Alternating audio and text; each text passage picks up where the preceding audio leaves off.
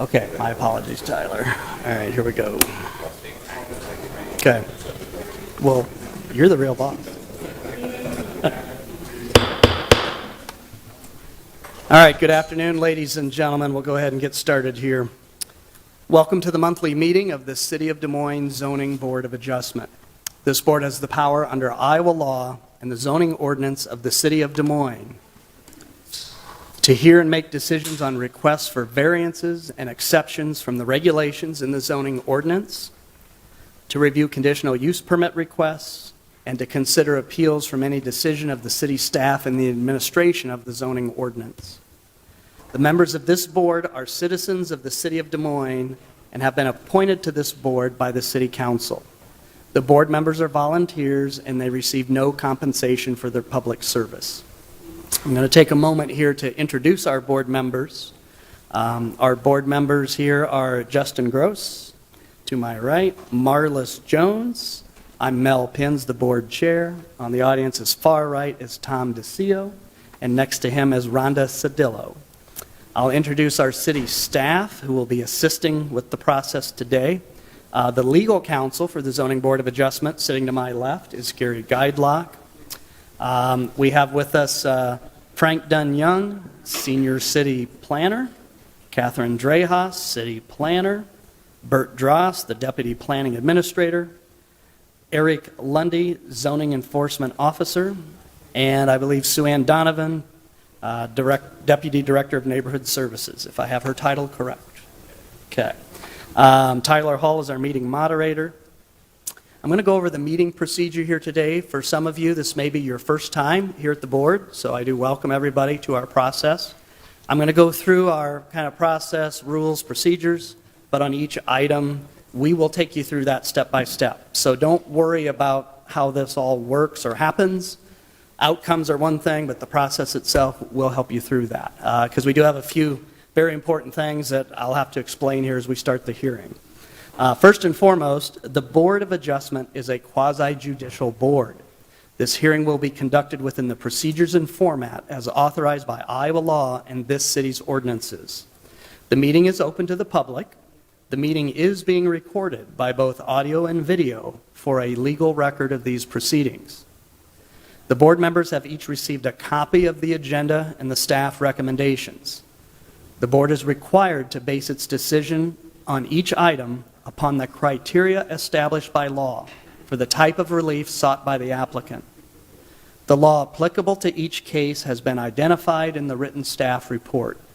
If the facts, as determined by this board, demonstrates that the criteria established by law for granting the relief has been satisfied, then the board must grant the relief. Otherwise, the board must deny the requested relief. Each item will be announced in the order that it appears on the agenda.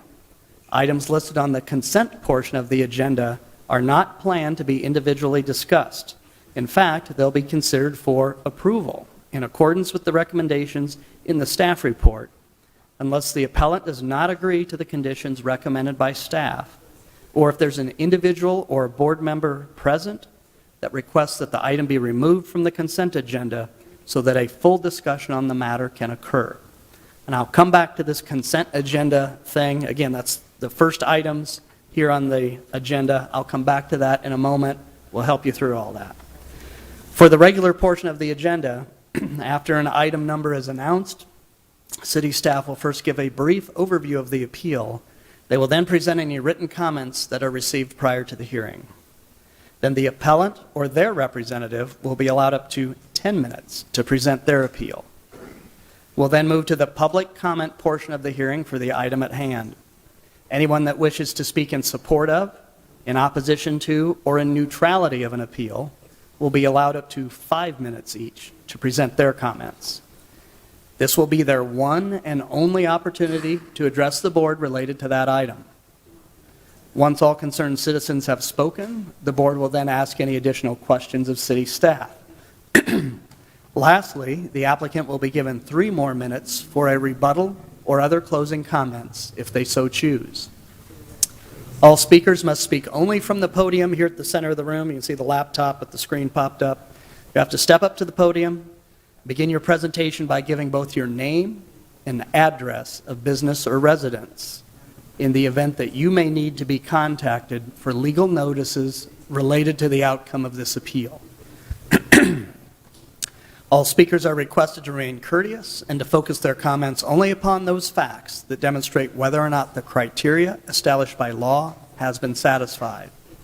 Speakers are asked to ensure that they are respectful of time considerations, and if necessary, the board chair will limit further comments by a speaker if they exceed their time limitations. The board chair will then close any further public comment on the agenda item, and the board will immediately deliberate the request, and we will make a decision here today. Please note that it takes at least 4 affirmative votes for any zoning appeal to gain approval. I'm going to pause on that for a minute. We have 7 members on this board. I'm very proud. I've served on this board for 12 to 14 years. We have very good attendance with this board, but we cannot always guarantee that we have 7 members here. But when we get down to 5 members, since it always takes 4 members to grant any appeal, so you always got to get 4 votes. So it'd be 4 to 1 here for your item to pass. So if you're an appellant today, if you feel like you would rather have this item continued to our next monthly hearing so that there might be another board member or 2 present, you can request to do so when we get to your item. If you think you have a good case, it's within the boundaries of the requirements for, granting such an appeal, and you can present that to this board and hopefully seek our approval, great. If you got a good case, step up to the plate. But again, it always takes 4 to pass. So with only 5 members, you got to convince 4 of us of your reasoning for your appeal. So as we go through the agenda, if for some reason you would want to continue this to next month, we'll have you raise your hand when we get to the regular portion of the agenda. So I'll continue today here. So if your appeal is approved through our process, we ask that you wait until at least 1 week from today's hearing to contact the city's Permit and Development Center if you would need to obtain any necessary building permits or sign permits that are related to your appeal. This will allow the decision of this board to be documented in the form of a decision and order, which will be provided to you and city staff for a record of these proceedings. Any appeal that is approved by the board must be implemented, constructed, or otherwise utilized within 2 years of the date of the decision by this board, or such approval shall expire. The decisions of this board can only be appealed in the Iowa District Court. So if you believe you've been harmed by an error made by this board, your only remedy is to seek relief through the court within 30 days of the filing of the board's decision and order. If you believe the zoning regulations applied by this board are wrong, you may petition the City Council to change those regulations for future considerations. Any material written or otherwise used today as part of any presentation is part of the permanent record. So if you've not already provided staff with copies of any documents, maps, site plans, etc. that you plan to present, if you do present those, you'll have to give staff a suitable copy of those for the record. And you can contact city staff after the hearing if you'd like a copy of anything presented today as part of these proceedings. Just some quick housekeeping items. Please avoid any undue conversation in the audience so as to limit distractions during the hearing that is in progress. You're doing a fine job of that. Please ensure that your cell phone has been silenced. Sounds good so far. And if you need to use a restroom, you can just exit through the door here. You don't have to go downstairs. You can go straight past the staircase, and there's restrooms on the left. Subject to our agenda, if we need to, we'll take a break for about 5 minutes between 3 and 3:15. So speaking of the agenda, we do have a few changes to the agenda that was previously published, and I'm going to ask city staff to come up and help us through those. That may change where some of our cases are presented, or if they may be presented today, or if at all. Sue Ann, you want to go ahead and step up, I think? Chair, members of the board, Sue Ann Donovan, Deputy Director of Neighborhood Services.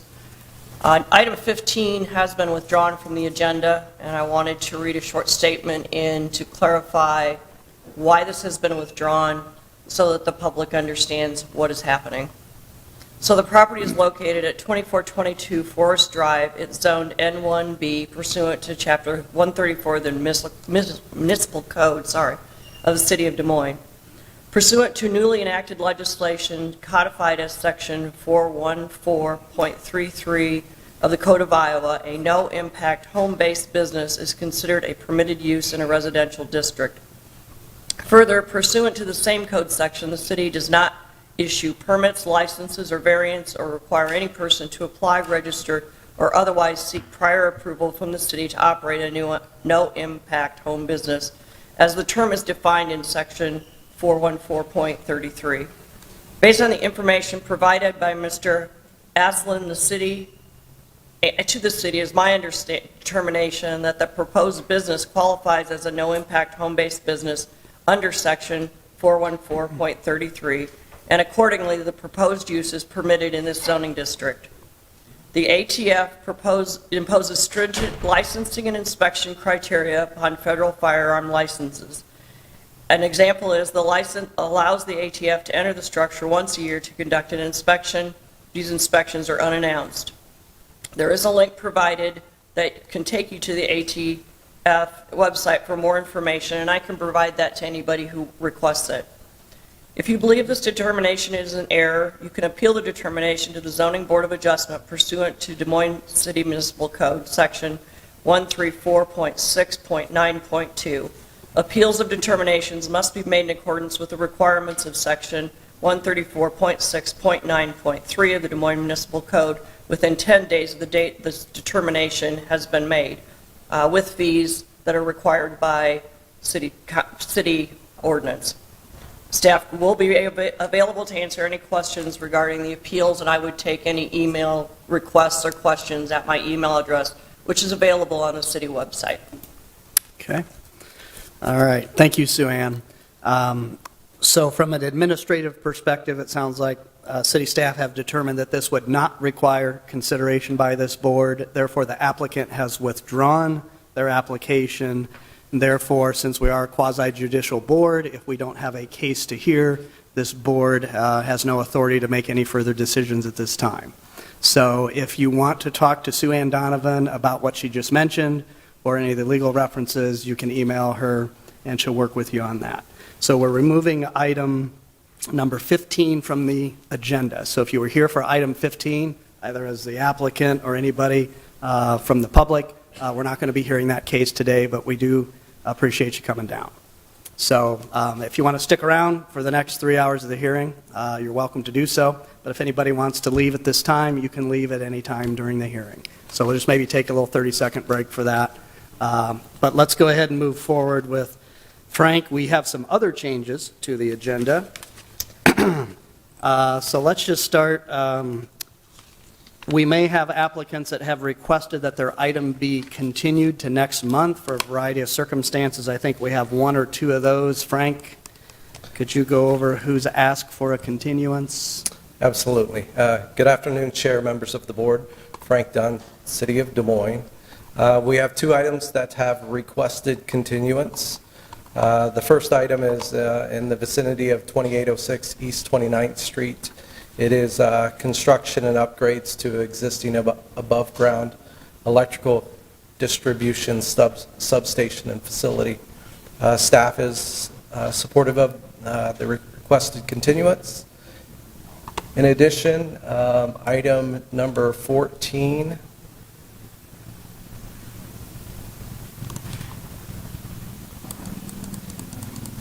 for the property located at 228 East Army Post Road, who is seeking a conditional use and variance so that they would be able to sell beer on premises for the retail sales, limited use, has also requested a continuance. I will note that the continuance for this item is requested until August. The continuance for the item associated with Mid-American is to September Board of Adjustment meeting. So about 60 days or so, 2 months from now for item 3, they're requesting continuance till our September regular meeting. Correct. Okay? All right. So, board members, again, in managing the agenda here, so we have a request for continuance for items 3 and items 14. Let's just go ahead and cover that right now. Anybody have any concerns with that? And if none on the board, would there be a motion to grant continuance as requested for those 2 items? All right, we got a motion by Marlis and a second by Tom. So we'll continue items 14 to the next regularly scheduled meeting, and item 3 to the regularly scheduled meeting for September, about 60-plus days from now. What I'm going to do here is just take a little liberty. Is there anybody else? Well, let's go ahead and cover the rest of consent first. I think I do want to do that. Oh, I'm sorry. Yeah. Thank you, Bert. We need to take a vote on the continuance request. Everybody wanted a motion to grant the continuance, so let's take an official vote from the board. Those that are in favor of granting the requested continuances, raise your right hand. Say aye. Aye. Okay, motion carries 5-0. Thank you, Bert. Let's go ahead and take a look at, do we have any additions to the consent agenda?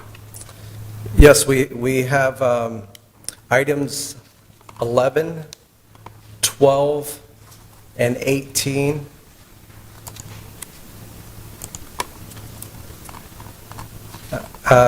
Who all have agreed to staff conditions for recommendation of approval. So we are looking to have those moved to consent as well. All right, before we would consider that, since those would be normally on the regular portion of the agenda and we would actually hear the case and the reasoning and any pros, any cons, I'm going to read through these ones that are requesting addition to the consent agenda. And if there's anybody in the audience that would be opposed to granting the approvals requested, just raise your hand. You don't have to say anything. And then we'll move that item, or it'll stay on the regular portion of the agenda, and then we'll hear the case fully. So the consent request, again, item 11 is a zoning exception request at 1402 East McKinley, primarily related to signage. Is there anybody here in the audience that would be opposed to the board granting approvals for item number 11? Just raise your hand. Okay, seeing none. Item 12, also requested to be moved to the consent agenda for approval of a zoning exception request at 2929 East University, also primarily related to signage. Anybody here that would be opposed to granting those exceptions? Just raise your hand. Seeing none. Then we had item number 18, and that is a request at 4318 East Army Post Road to add signage that would require some exceptions and related requests there as well due to its zoning district. Anybody here opposed to granting the signage requests as noted in item 18? If you'd be opposed to that, just raise your hand for the moment. Okay, seeing none. So we have items 11, 12, and 18 that have been proposed by staff to move the consent agenda. Board members, if there's any questions or concerns where we would need to hear those, please let me know. If none, would there be a motion to move items 11, 12, and 18 to consent? You get in there. All right. Motion by Marla, second by Rhonda. Now we'll vote on that. All those in favor of adding those to the consent agenda, raise your right hand, say aye. All right. That motion carries 5-0. So now to keep moving on the consent agenda, again, I'm going to read through all of them just real quick. The idea with our consent agenda package now is we would be looking to approve the following items I'm going to list for their requested appeals, exemptions, permits, unless there's somebody in this audience that would object, and if so, we'll move it to the regular portion of the hearing so we can hear testimony on the issue. So item 1 is a conditional use permit. I believe it's vicinity of 2816 Shoreline Road. I believe that's near Easter Lake. Anybody opposed to granting that conditional use request? Just raise your hand. Seeing none. Item 2, a conditional use permit request by the Des Moines Metro Wastewater Reclamation Authority near 3000 Vandalia for construction of facilities. Anybody opposed to that? Seeing none. Item 4 is a conditional use permit in the vicinity of 303 Scott Avenue related to converting an existing good tire dealer location to a tavern, bar, or related brew house use. Anybody here opposed to that? If you are, just please raise your hand. Seeing none. Item 5 is a zoning exception request at 555 17th Street related to some wall signage. Anybody would be opposed to granting that request? Please raise your right hand, or any hand. All right, seeing none. Item 6 is a zoning exception request at the City of Des Moines Airport in the vicinity of 6307 Southwest 28th for some signage. Anybody opposed to that exemption request? Seeing none. Item 7, 5700 Fleur. Conditional use permit request from the City of Des Moines to allow the sale of alcohol within the terminal. Anybody opposed to that request? Just raise your hand if so. Seeing none. Item 8, a conditional use request by another governmental entity, the City of Des Moines, in the vicinity of 1643 Maury Street, related to construction of a ground-mounted solar array. Anybody opposed to that conditional use permit request? Just raise your hand. Seeing none. Item 9 is a zoning exception request from EMC at 701 Walnut Street related to some signage. Anybody opposed to granting that appeal? Okay, seeing none. Also on consent then are items 11. Again, 1402 East McKinley related to wall signage, and 2929 East University related to wall signage, and we had item number 18, zoning exception at 4318 Army Post, also wall signage. So any final hands of concern on any of those items I read? Okay, if there are none from the audience, and the idea here is if we grant these approvals with this board, the appellant or the permittee will still be required to comply with the staff conditions as presented. So board members. Chair, I'd like to make Yes. a motion to approve items 1, 2, 4 through 9, 11, 12, and 18 for approval. Thank you for adding and accounting and putting those in the order of dominoes. And Marlis, thank you. So a motion by Justin, second by Marlis. All those in favor of granting the requested appeals, exemptions, and permits as presented on the consent agenda, raise your right hand, say aye. All right, that motion carries 5-0. So if you were here for those items that Justin just listed, you have been approved and will get your DNOs next week. So thank you for coming in today. So we'll just take a little break on that, and we'll get to the regular portion of the agenda.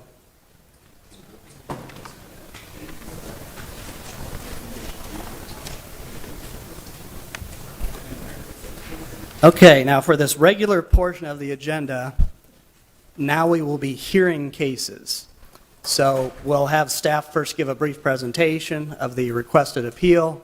The appellant can give their reasoning for their request to this board. Anybody pro or con can comment, and then we'll make our vote and our decision. As I mentioned earlier, we've got 5 of us here today. It always takes 4 for an approval. So you'd have to convince 4 of the 5 of us at a minimum of your requested appeal. We are a 7-member board. Many months we have 7 of us. Our board has very good attendance, but I can't always guarantee that. But if anybody who has an item left on the agenda that would like to look at us continuing it to next month, if you're the appellant, you can request that. And I am going to make a kind of a statement here. Usually the appellants are property owners, landowners, those asking for permits. We have one case here where the city, through the zoning enforcement officer on item 13, is asking for reconsideration of a conditional use. So by default, the city's the applicant, but I believe the city would be prepared to move forward with their case with a 5-member board. But in this case, since it does relate to someone who already has a conditional use permit from this board, I will give that permit holder an opportunity to make their statement if they would like the board to defer this to the next month when perhaps we could have 6 or maybe have 7, or it might just be 5 again.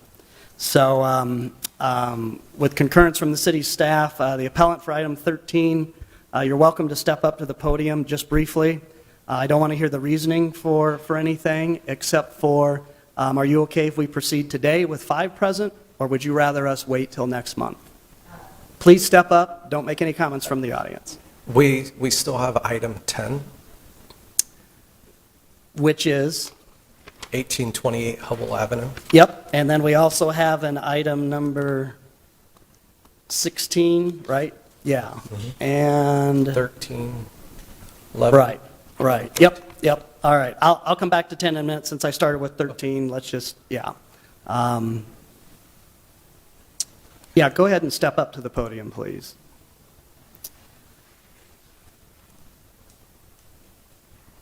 And just, I need your name and address as appropriate.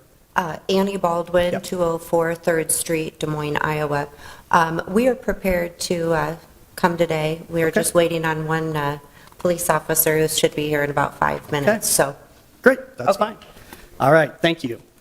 All right, so again, if you're here for items 10, or if you're here for items number 16, 17, 18, 19, or 20, is there anybody related to those items as the appellant that would like to have their case considered next month? Sir, come on up, and I just need your name, address, and which agenda item.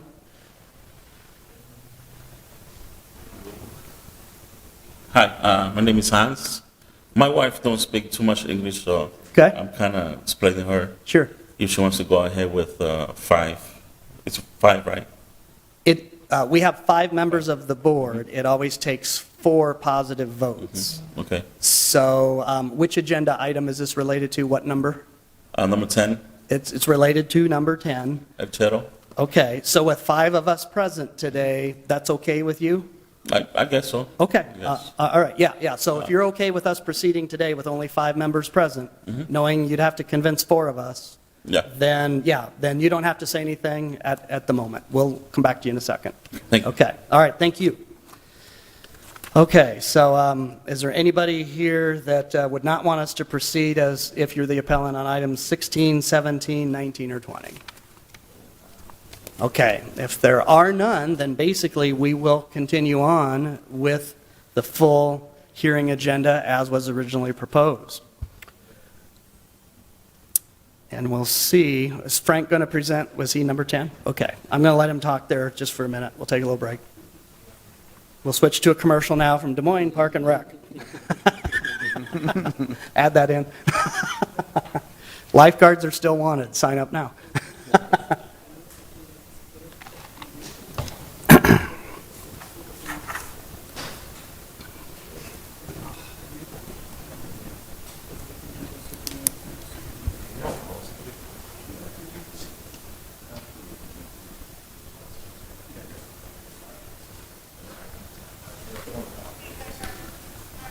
All right, Frank, so for item 10? Chair, the item number 10 is located at 1828 Hubble Avenue, and the applicant is proposing use of 2,483 square foot building for restaurant use with the sales of alcoholic liquor, wine, and/or beer. It is an existing restaurant. As a restaurant use, at least 50% of the gross receipts from the sales from the premise must be derived from the sale of prepared food and food-related services in an RX1 district. The subject property is located within 14 feet of Ashfield Park. So the appeal that is in front of us today is a variance of the required 75-foot separation distance from a public park required for a restaurant selling alcoholic liquor, wine, and/or beer for on-premise consumption. So I will start by showing the location of the property.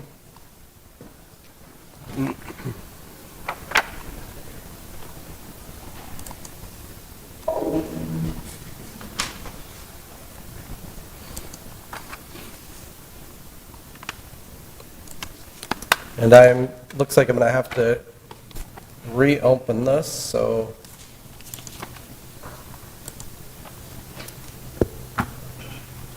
bear with me just a moment.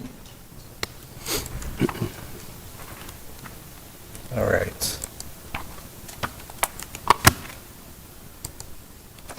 Great. So here is a map that shows the property identified here in the yellow box, along with the surrounding properties. As you can see, Hubble Avenue runs diagonally northeast at the south side of the property. Ashfield Park would be located off to the north. And here is another image of the property, larger aerial, that shows the property that is being discussed. And so it is a triangular shaped property. There is surrounding businesses within the area, as well as residential and the park. Here is another view of the property. This would be facing northeast. And here's another view facing north from Hubble Avenue.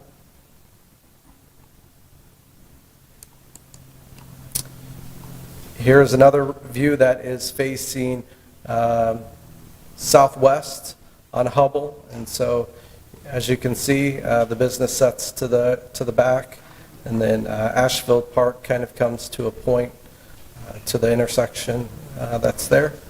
There's a layout plan that shows the kitchen, the bar area, the seating associated with it. Portion of the business has storage.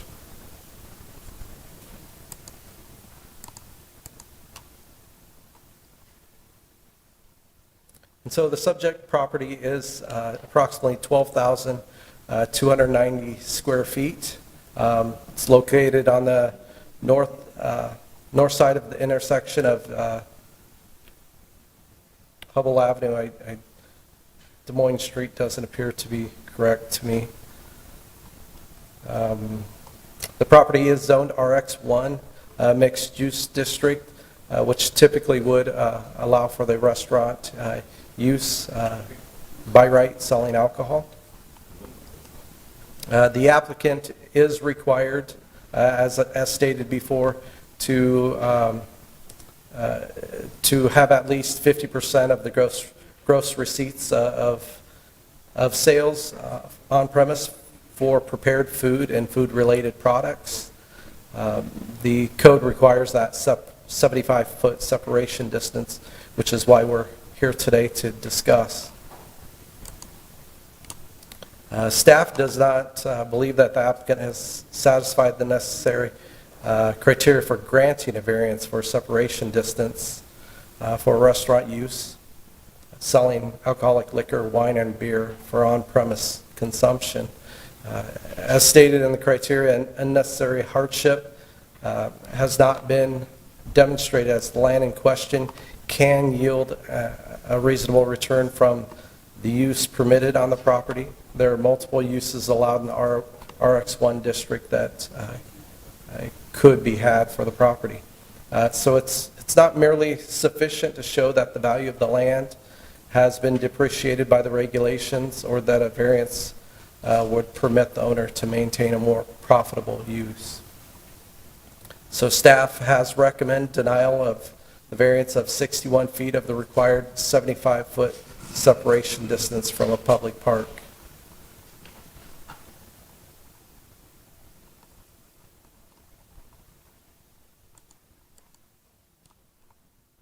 Here is the consent map associated with the property within 250 feet. Mailings went out to all of those neighbors.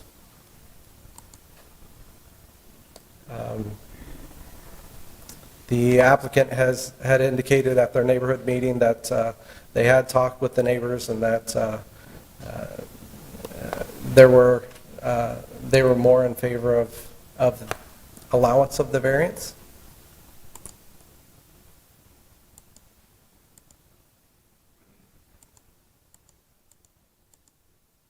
And just before coming to the meeting today, we did receive correspondence from a neighbor who is supportive of granting a conditional use for the property. Or, sorry, a variance for the property, not conditional use. There was some. Oh. I think that all yesterday. Okay. They were okay with it. I couldn't get to this ones. Okay. Some address I didn't find.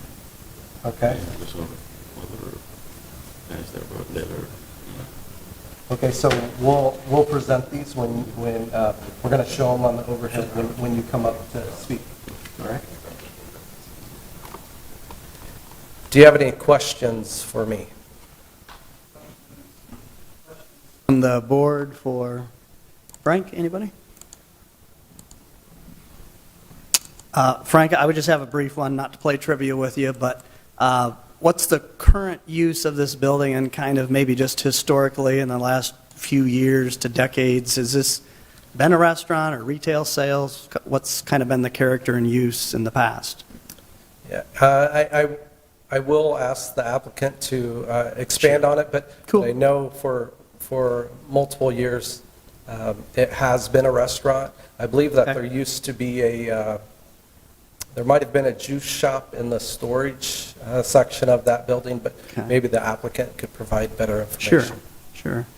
And just kind of as a foundation for the reasoning for the need for a variance here was the council passed an ordinance here, it seems recent, but now it's probably almost a decade old, to have a separation distance of places that sell alcohol from things like public parks especially. I'm assuming the reasoning behind that was they didn't want any detrimental things to, kids and families enjoying parkland and staring at lighted tavern signs or, stuff like that. Is it kind of a character thing to make sure that alcohol isn't an undue influence, maybe pun intended, on people enjoying parkland? Yeah, absolutely, and that really expands to more than just parks, so it's daycares, Sure. churches. Yeah, places of worship. Places of Yep. worship. Okay. Gotcha. Absolutely. Yep. Gotcha. Okay. All right. Okay. Well, thank you for giving the intro on that, Frank. So now it's the applicant's turn. The way this works is you can have up to 10 minutes to present your case. We need you to start with your name and your address. It can be your business address. And tell us why we should grant this variance. And if you need somebody, if somebody needs help with an interpreter or somebody else, they're welcome to come up as well.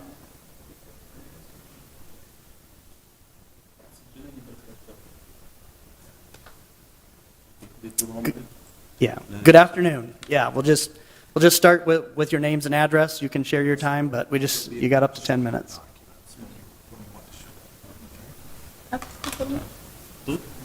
Hi, my name is Xiomara, and the address is that 1828 Jovel Jovel Avenue, sorry. Yep.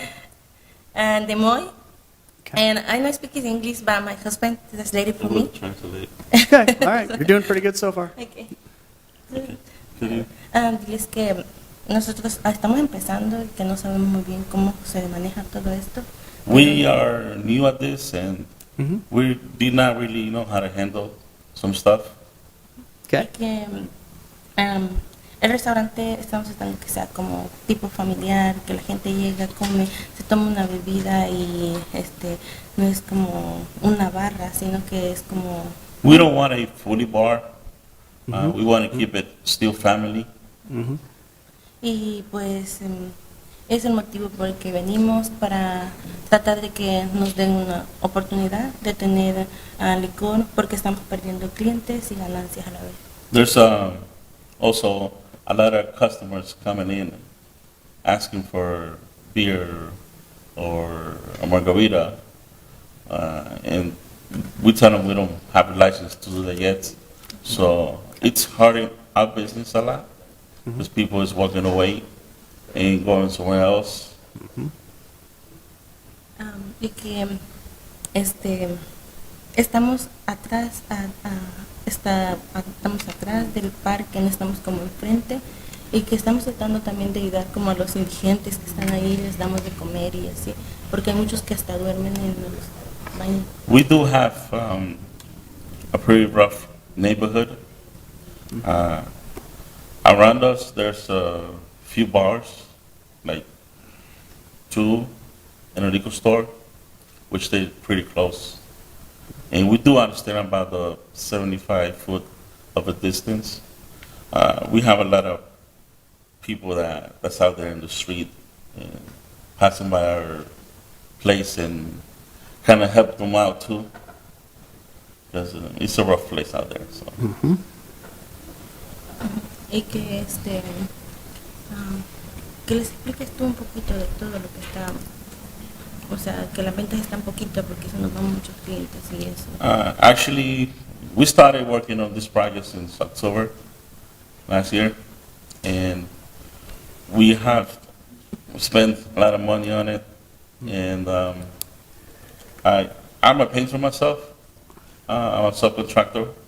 I do well, but I want my wife to do good too. So she's the one in charge in front of it. After I come up from work, I go out and help her. Pretty busy guy. yeah, Yeah, and Sounds like it. well, it is hurting our business a lot.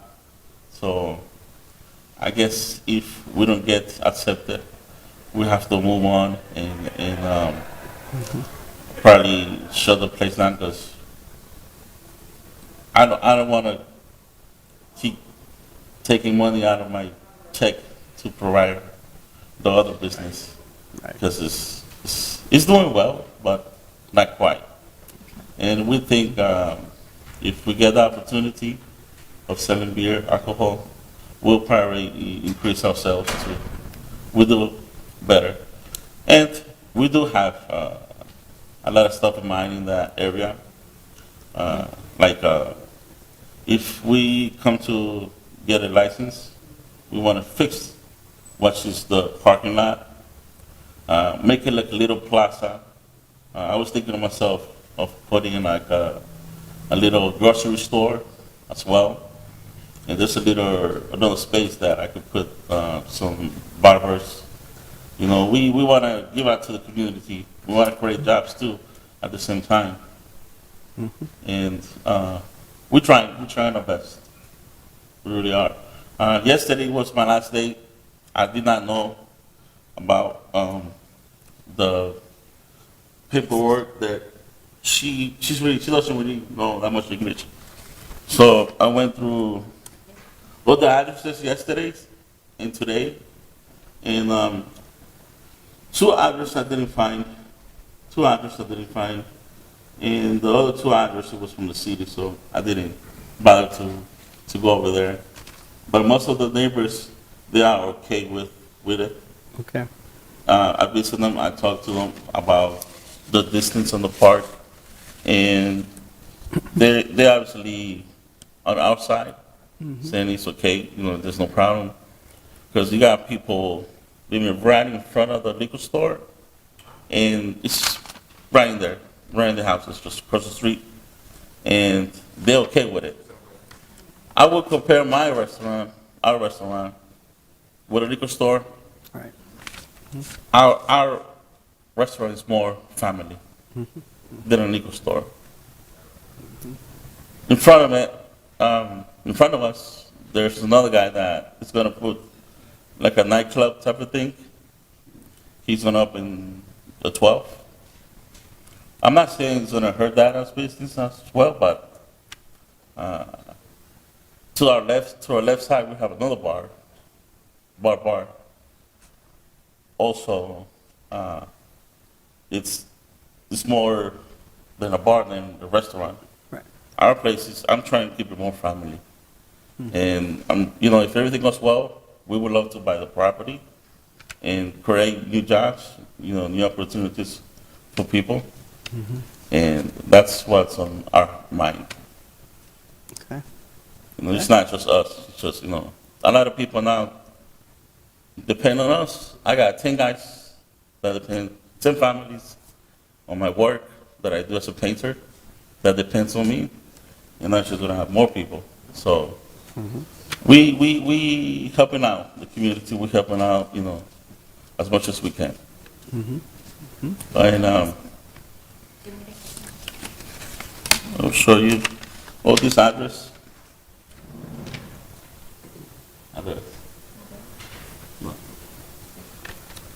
There we go. We're getting there. I did mark them, and they all say I get okay. it. Yep.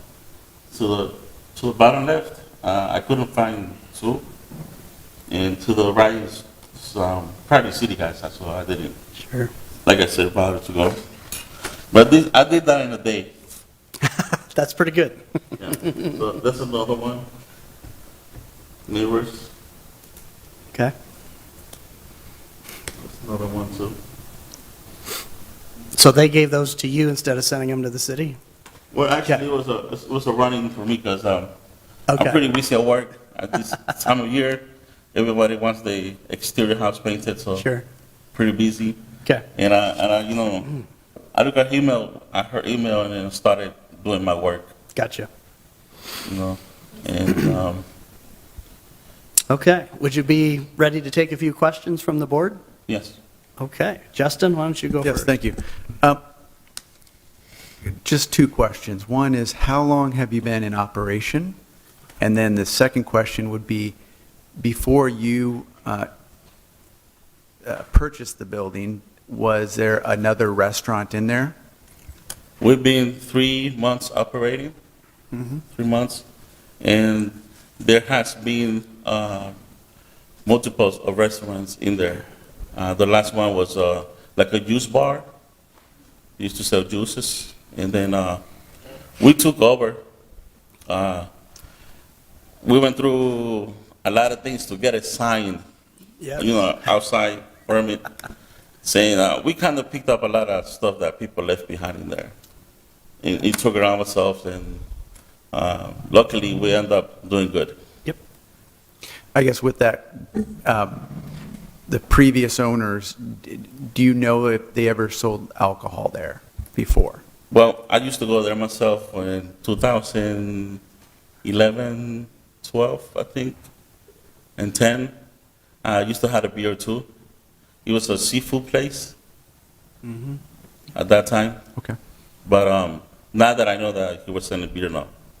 But I used to ask the owner, and he said he'll bring it over, and and I drink Thank beer you. too. Okay. Okay. Other questions? Marlos? What hours of operation? We open from 9 a.m. to 9:45. Till what? I'm sorry. 9:45 Okay. is the last order, so we close at 10. Okay, thank you. So a question for you, within the agenda packet, the paperwork here, if you saw your specific item, staff is recommending denial because of the separation distance not being met, but staff has made a statement in there, if the board would be inclined to overrule the staff recommendation, the staff have asked that a number of conditions be agreed to if you would then be allowed to sell the alcohol. And they listed, I think there's 10 of them there. Yeah. Did you have a chance to read through those? Not yet, sir. Okay. So maybe we can kind of go over those just real quick. Mm-hmm. First of all, in number one, if you were to sell alcohol there, at least 50% or more of your sales would have to be from the food and food-related services. Sure. Would you plan to have more than 50% of your sales be food? Yes. Okay, yeah, because that keeps you in a restaurant. Exactly. Because otherwise you'd be considered a tavern, and that would have even more scrutiny. Yeah, we don't want the restaurant part. Like I say, Okay. you have to keep it family because Yep, I've seen in other places how they start, and Okay. we want to just keep it as families as Yep. we can. and it looks like staff's recommending that your hours be operating till no earlier than 10 a.m. on any given day, closed by 10 a.m. Sundays through Thursday, and closed by 11 on Fridays and Saturday. Do you That's think sweet. that'd work okay? Yes. Yes. Okay. And you would have to get a separate liquor license under item 3 if we were inclined to approve this here through the city clerk's office and then be approved by the council. That'd be okay too? You Yes, do sir. that. Also, staff has recommended if we were inclined to approve this, number 4, that there'd be no outdoor patio service or serving area unless our board considered that separately. So in other words, keep it all inside. On the side. Okay. Staff's also said that, yeah, you'd have to comply with noise control related to any establishment that sells alcohol within any regard. So in other words, you kind of need to keep it quiet there, relatively speaking. No problems there? Nope. Not gonna have No, no, outside no, no. bands or- Like I say, Yeah. I've been to places that they allow music. Sure. I don't like loud music. I like somewhere, and I have a control on the speakers, somewhere it's modern, Okay. nothing high. Okay.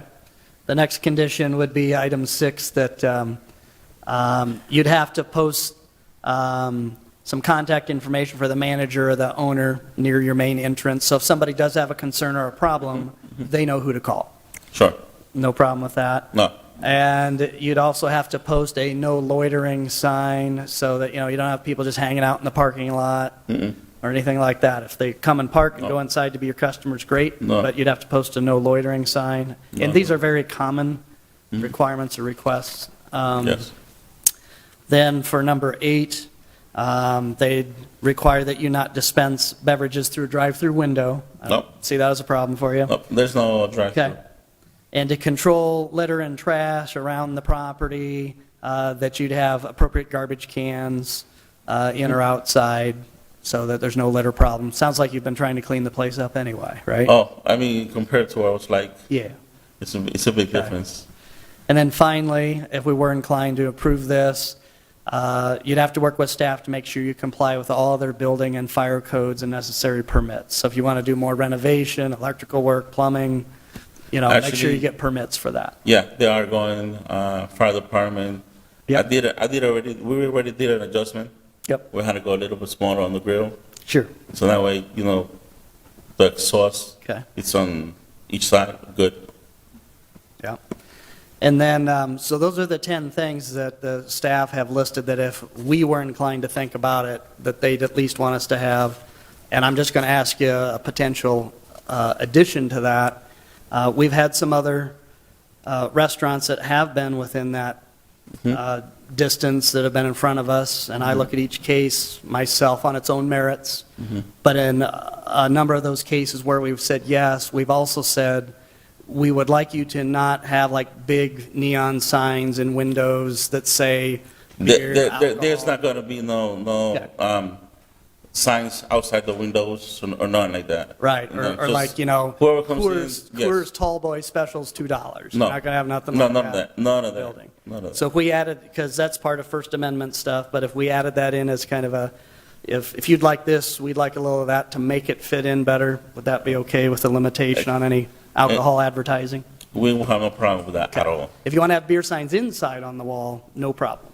No problem. But outside, But nothing visible outside or in the Nothing. windows to outside. No hanging out outside. Okay. No drinking outside. None of that. So that's just a question. We'll kind of see how it goes here. So, any other questions for the applicant? Rhonda, do you have anything? No. Okay, okay. Okay, all right. Well, you two can sit down for a minute. Thank you for your testimony and your presentation. Thank you. We'll check back with you in a second Thank here. you. So the way this part of the hearing works now is there anybody else that wishes to speak in support of the applicant? Anybody in the audience that wants to speak in support of the applicant's request? If so, step up, raise your hand, anything, you can come up. Okay, seeing none, is there anybody that wishes to speak in opposition to the applicant's request? Don't see any. Do we have any further questions for city staff? Justin? I guess it'd be for Frank, would that be right? Yeah. Frank, so on here it talks about that if we did grant some sort of variance as it relates to the separation distance requirement, that the decision would then be reviewed by city council, is that right? That is correct, yes. So then play that out for me. So if they would look at it, what could they do? They could remand it back to us if they didn't feel like they agreed with that decision? That is correct. So if they aren't in agreement, they remand it back for us to But the reconsider. council can't overrule us, or even if they remand it, we may say, yeah, thanks that you don't agree, but we're sticking with our decision. We can also do that too, right? Correct. Yeah, okay. And then just one last question about the history of the place. It sounded like it may have had alcohol there at some point. Could we verify that, or was it because of maybe it sat there for a while and then it lost some of those grandfather rights, or do you know any more history than what has been presented? I don't know the history on whether or not it had the ability to serve alcohol in the past. We can look, it'll take a moment, but we can look online to see in our permitting files to see if we can find something regarding a alcohol license, liquor license. And for legal, is it appropriate if we needed time to get that information that this could be tabled? Could I ask for it to be tabled for a month to review that?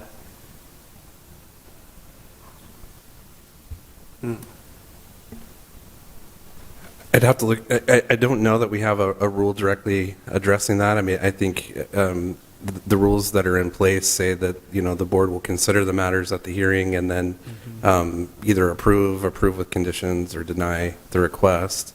I think if both parties were in agreement to allow for that additional time, then that certainly wouldn't be a concern. But Okay. Thank you. Yeah.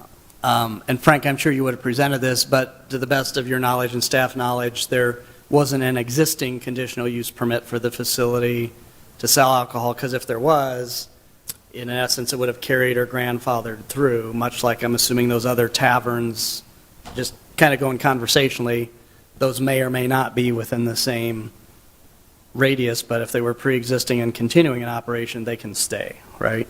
Right. We would have, that would have come up as part of my Right. search. Yeah. And Yeah. The guy will take out the beers from the kitchen, bring it in. Yeah. previously. Yeah, But- so, I'm just foreshadowing, but I'm guessing if there was alcohol sales, it probably wasn't approved with any kind of, even probably a liquor license. But that's still a good question. Okay, any other questions for staff? Okay, thank you. So if you folks want to add anything in closing, you've got a couple, 3 minutes here, if there's anything you want to say. If you think you got it covered, that's fine too. She will be really, really happy if you guys, go on outside. Sure, most people would be, yeah. It's more easier for us, and Okay. for me too, Okay, for everybody. all right. Well, you folks can go ahead and sit down. Thank you very much. Okay, we'll close the public portion then and go to board deliberation. Any initial thoughts from the board? I have a thought. I've been there and before, years ago, when it was a small little Hispanic restaurant. There was not alcohol to be served. Got your mic on. It is, but Yeah, yeah. okay. Okay. There was not alcohol to be served, so you had a meal and it's not a real big place. So I don't foresee it being an issue as far as a tavern and a bar sort of thing. I can see it family-oriented and having, like you said, a margarita or a beer, because that's what I would have done. Sure. So I feel like this would be a helpful way for them to stay in business longer, because so many things have come and gone through there. If he's cleaning it up and working at it, then why not try to help him keep increasing it, Yep. is how I feel. Other thoughts? Rhonda, I'd probably throw in a similar thing. I've driven by here a lot over many, many decades, and I understand the reasoning behind the city ordinance. You know, there was a time we had T&T Tap across from a school. That was a long time ago and a different, long ago, far away. But I can understand the city's reasoning. On the flip side of the coin, I don't like seeing a city park next to a bunch of abandoned and derelict business buildings either. I think that sends a worse message to our residents, park users, and especially kids. We had a case, and each case has its own merits, but Strudel House Restaurant that was on the near south side on Indianola Avenue, 1951 Indianola. Everybody's car runs into that building for some reason down there. But that was within that variance area, and we allowed them to operate with these similar conditions, and it was a wonderful place. The guy was just, it was too busy for him, and he outgrew the space. They sold wine, they sold beer there. There were no problems. I also believe we didn't have any alcohol advertising as well. Yeah. Sure. But as far as impact to the park, there was no negative impact to the park from that use. In fact, again, having an active business actually enhanced the area and drew more people to that area. So the variance test is a high one. But understanding the reasoning for the regulation, council's intent with it, as well as how things would turn out, I would think if we were inclined to grant a variance, in this case with 10 conditions and maybe one more, that, hey, there's no visible alcohol signs printed or lighted on the building or visible from the exterior, I would think this would fit in just fine. But I don't want to make the motion directly for the moment, if anybody else has any other things.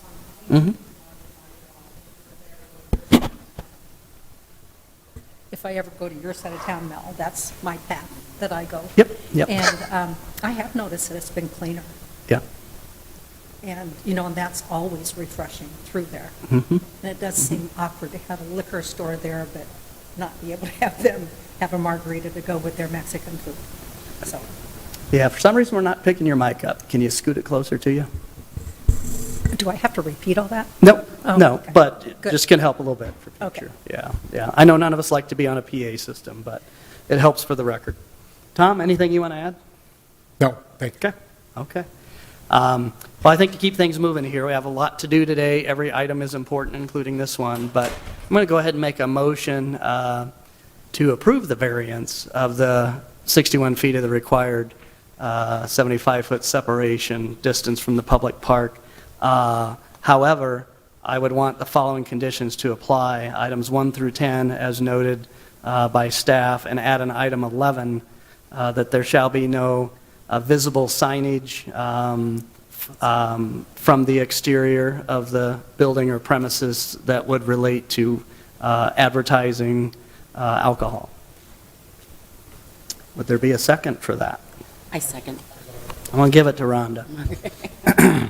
Speed of sound, she was closer.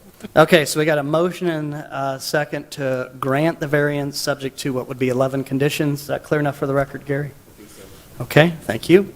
All those in favor of granting the variance and with the requested conditions, raise your right hand, say aye. Aye. Those opposed? Okay, all right, so it does carry 4-1. So check with city staff about this time next week. We'll have all this written up for you.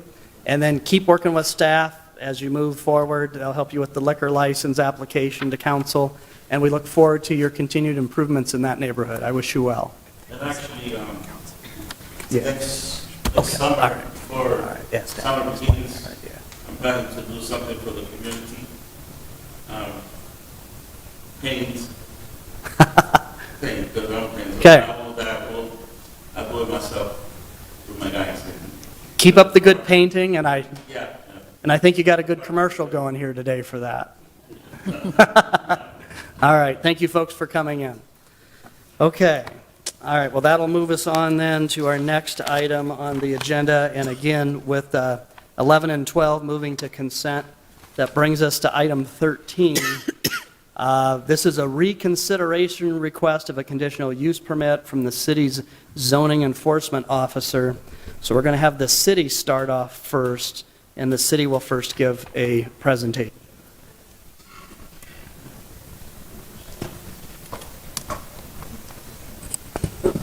Can everybody hear me? Okay, good. Mr. Chair, members of the board, I'm going to try to make this as simple as possible. I know that the current operator of the conditional use probably has a lot of testimony to provide you, so I'll try to keep mine simple because I think what has transpired here has been fairly simple. Let's see if I can move on here. I will try to be kind of, do we know why that didn't? What do I have to do to click this thing? Help Eric out up there, man. Hold on. That's okay. You guys got a lot of documents up, so Well, it's not, like, got to kick it in the shin. yeah, it's not opening page 2, so.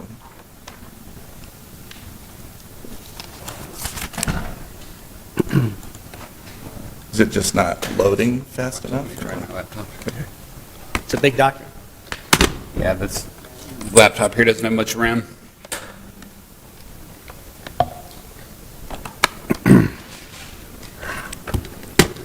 Just work from it. Yeah, that's fine. Just got to use your touchpad. then. Yeah. Okay. All right, we'll try this again. So I'll try to orient you to the site. Well, there's not a map here, but here's photos of the location. Yep. Operating as Annie's Irish Pub.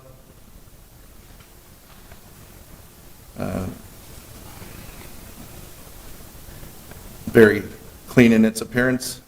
I should point out there's really not issues with anything other than specifically related to the sound considerations that were part of the conditional use. Looking along Court Avenue to the west. This is a summary of my exhibits here that I'll go through, but that'll be part of the record at least.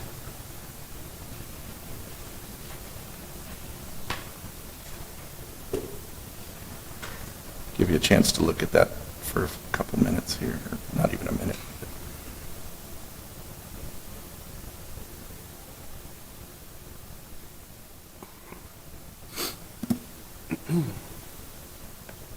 The first Exhibit A, this is the decision and order granted by the Board of Adjustment back in December 16th, 2020, and actually that was a ratification of an earlier consideration at that time to include the conditions that are in the decision and order, and I'm going to zoom in a little bit here. I think the condition that's really in most direct consideration here is there was limitation to comply with Article 4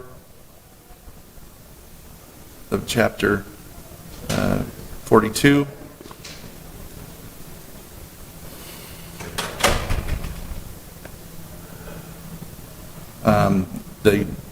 The operator did file for sound permits for the premise. Those sound permits did have limitation on the hours for weekend times to not begin until noon.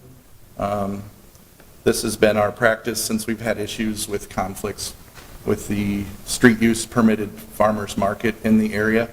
So when we had problems with that last year, moving forward, we issued permits for those dates on premises nearby for after 12 p.m. And after. And that's what the permit for this location was restricted to.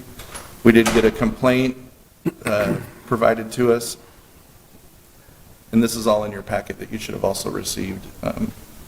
Exhibit C is a communication, including an attached letter from Mr. David Morse, who's represents property owner. I know I'm struggling here again with my...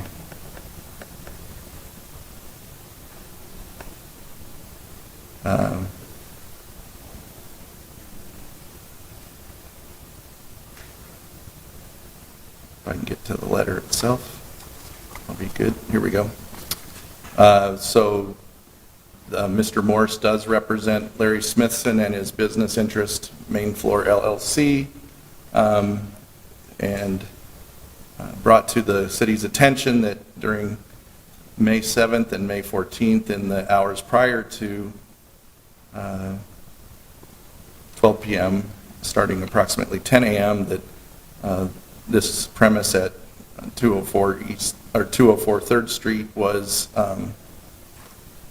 operating with outside amplified sound.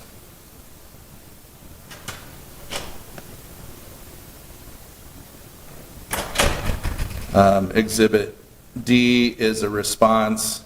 One of the things that I was unable to confirm at the original complaint, while I was able to find some evidence of advertisement that was occurring on the premise, I did want to confirm from somebody that an officer was indeed, because the original letter indicated an officer responded, but I was not able to find a police call. This communication provided information from an interview of Sergeant Garth House, one of the police officers with the city of Des Moines, who was the one that was referenced in the original complaint that had responded to the complaint, and also was able to verify that, yes, the sound had occurred, although some of the statements, I think, in the letter provided by the private investigator as part of this communication were not necessarily known to the officer in terms of some previous history with complaints or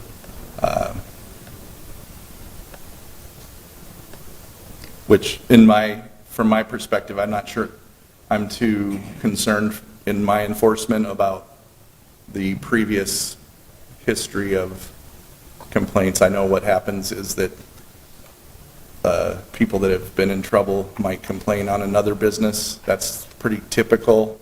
I think at that point we're still obligated to investigate complaints, and if we find something or evidence that indicates that there was a violation, then we enforce on that. So I know there may be some other kind of activity between neighbors or adjoining property owners or nearby businesses, going on back and forth, but city staff try to stay kind of neutral to that and just look at the facts of their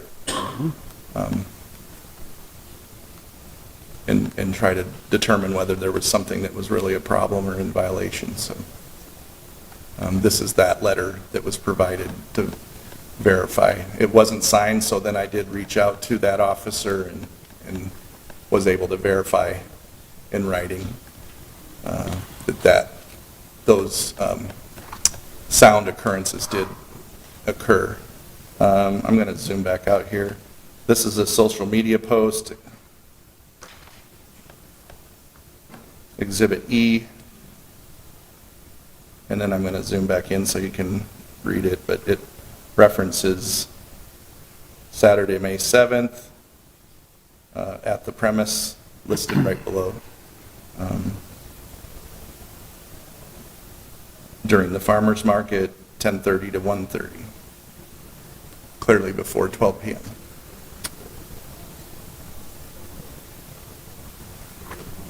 Another post for May 14th.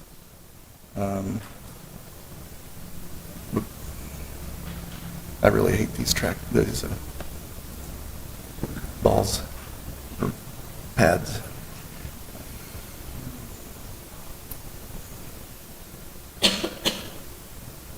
Where's Vanna White when you need her?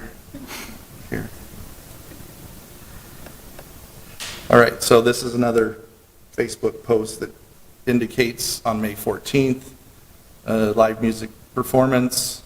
Again, affirming the complaint of the dates of the occurrence of outside amplified sound.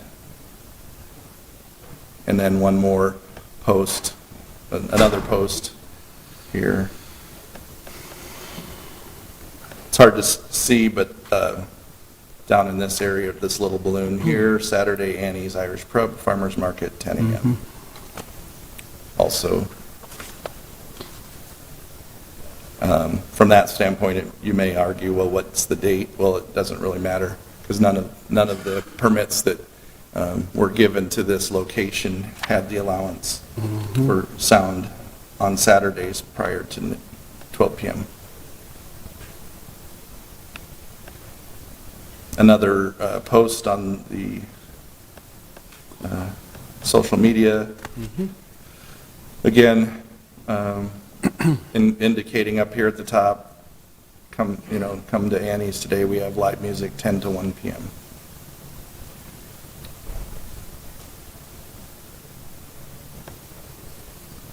Then this is Exhibit H, which is under the city code. The zoning officer is obligated to provide at least 30 days prior notice of the intent to forward a reconsideration of the conditional use to the board.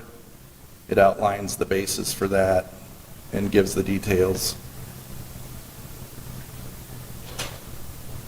That was mailed to our locates, which included the registered agent for the business. It's the property owner, also the home office address of the property owner, and then also the applicant and operator of the liquor license and the sound permit were included in that mailing. Along with that is the requirement to provide the application from the zoning officer, and so that's Exhibit J. And then also a copy of the notice of the hearing that would be used. I should point out that this ends up being sent to that individual prior to when we actually send it out to adjoining property owners, which actually is sent at a later date, but we sent that at the same time as we sent the letter for to advise the property owner and conditional use holder that we intended to bring this to the Board of Adjustment. This is the staff report that you received in your packet and went to all the interested parties as well. Was mailed to the same addresses as the original intent. This kind of outlines what I've already mentioned. Gives pertinent dates. One thing it does highlight is that there was a previous reconsideration by the board. At the time that was happening in 2020, that was based on the fact that there hadn't been permits filed for outside sound occurrences. So the board reconsidered that conditional use at that time. Yes. I don't mean to rush you, but in all fairness, Yeah? you've got a 10-minute limit, so if you can kind of get it wrapped up here Okay. in the next 60 seconds. So in the staff report, we are, in the staff report, boy, this has really thrown me off. We are recommending that there be an amendment to this. The board actually has three avenues here. They can either revoke the conditional use, they can grant approval of an amended conditional use, or they could take no action and allow the current conditional use decision in order to remain in effect, basically. At this time, staff, based on the previous reconsideration and the violations that have occurred that were not consistent with the current conditional use. We're recommending a amendment, and I'm going to, we add in all the same conditions, but the difference here is that we are going to say prohibition in number 5 of any outdoor amplified sound for a minimum period of 180 days, after which time the appellant may petition the board for amendment to the conditional use for consideration of reinstatement of outdoor amplified sound. This will result in revocation of issued sound permits for the premise that were previously issued in order to be in compliance with this order. So we have issued other ones going forward that are on the record right now that we would have to revoke based on that condition. And then I'll show you the opposition. So this is reflective of the cards we received, given some confusion on whether they're in favor of my action to have it reconsidered or whether they're in favor of the appellant or the conditional use operator remaining in, business without any modifications. That had to be interpreted, so this reflects that. And then I'll go quickly through the communications. So let me know if you need more time, but I'm going to, since Mel brought up the time limit here, I'm going to try to get through them quickly.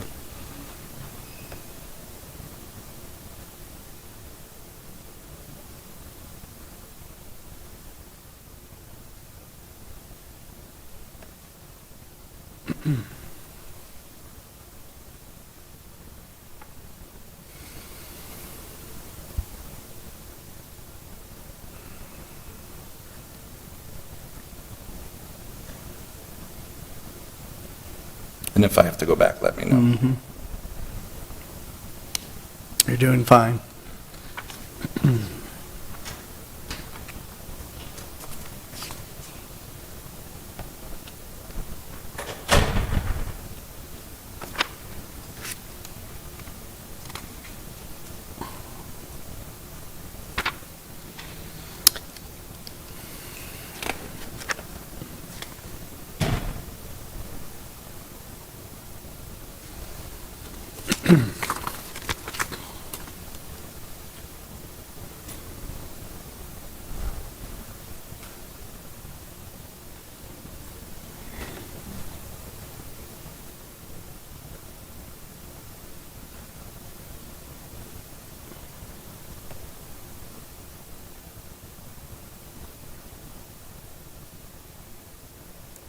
It would appear that some of the applicants are confused about the How they direction. should respond, correct. Yeah. So I understand what they're stating, but. Yeah, so reading it probably has more relevance than Right, than whether what they're box red you or check. green, correct. Got you.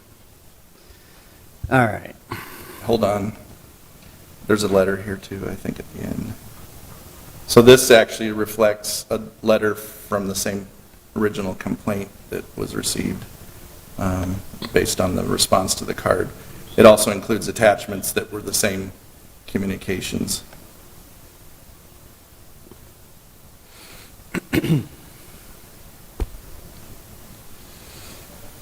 It was basically a fancy way of sending in their card. And all this is in our packet, correct? Did you send the card stuff into the packet? But as far as the letters, those are all in our packet?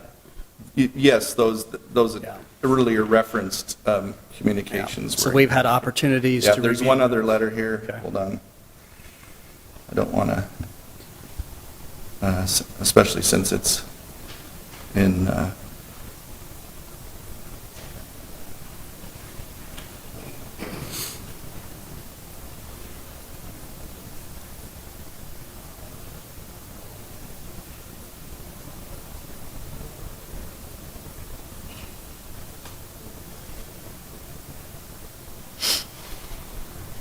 this is the one I wanted you to see that was sent just today or yesterday.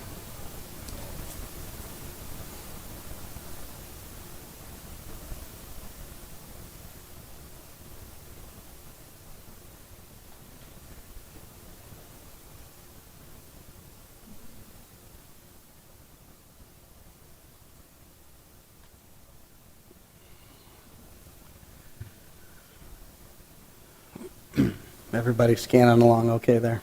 Okay.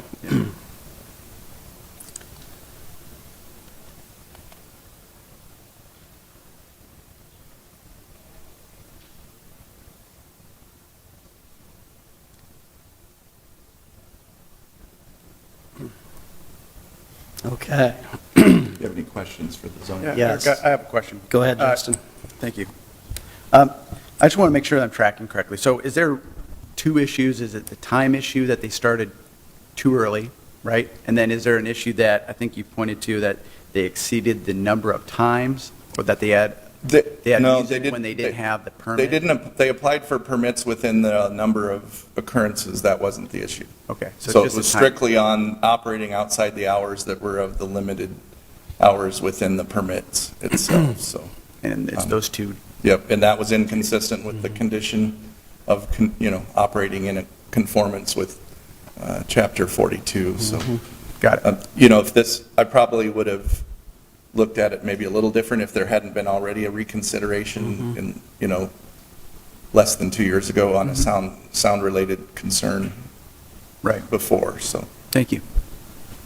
So Eric, on a related question, I was on the board when we last reviewed this case, and in that situation, it was a request to change the number of monthly sound permits from 6 permits a month to 8 a month, correct? Well, I think it was changed, but there was also a reconsideration that was part of Before that as well, yeah. But the most recent Yeah. one was, they were allowed Was to to go back 6, to 8, right, yep. and they wanted to go to 8, and we said, okay.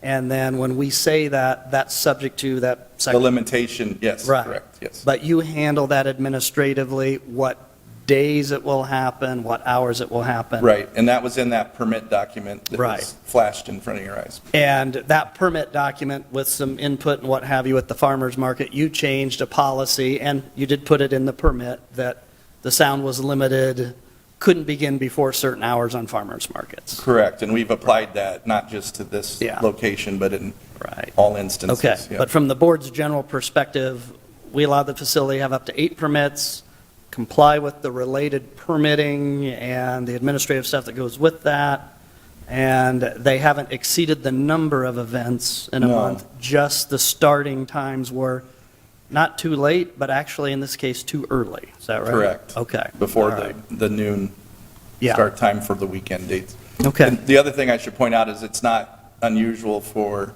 a business to pull permits for the number of dates they can have within a month. Sure. And they don't always operate for every one of those days, but they do have that in their permit, so. Right, um, right.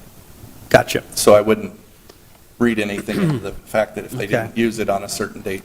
And this came to your attention because of a concern or complaint filed?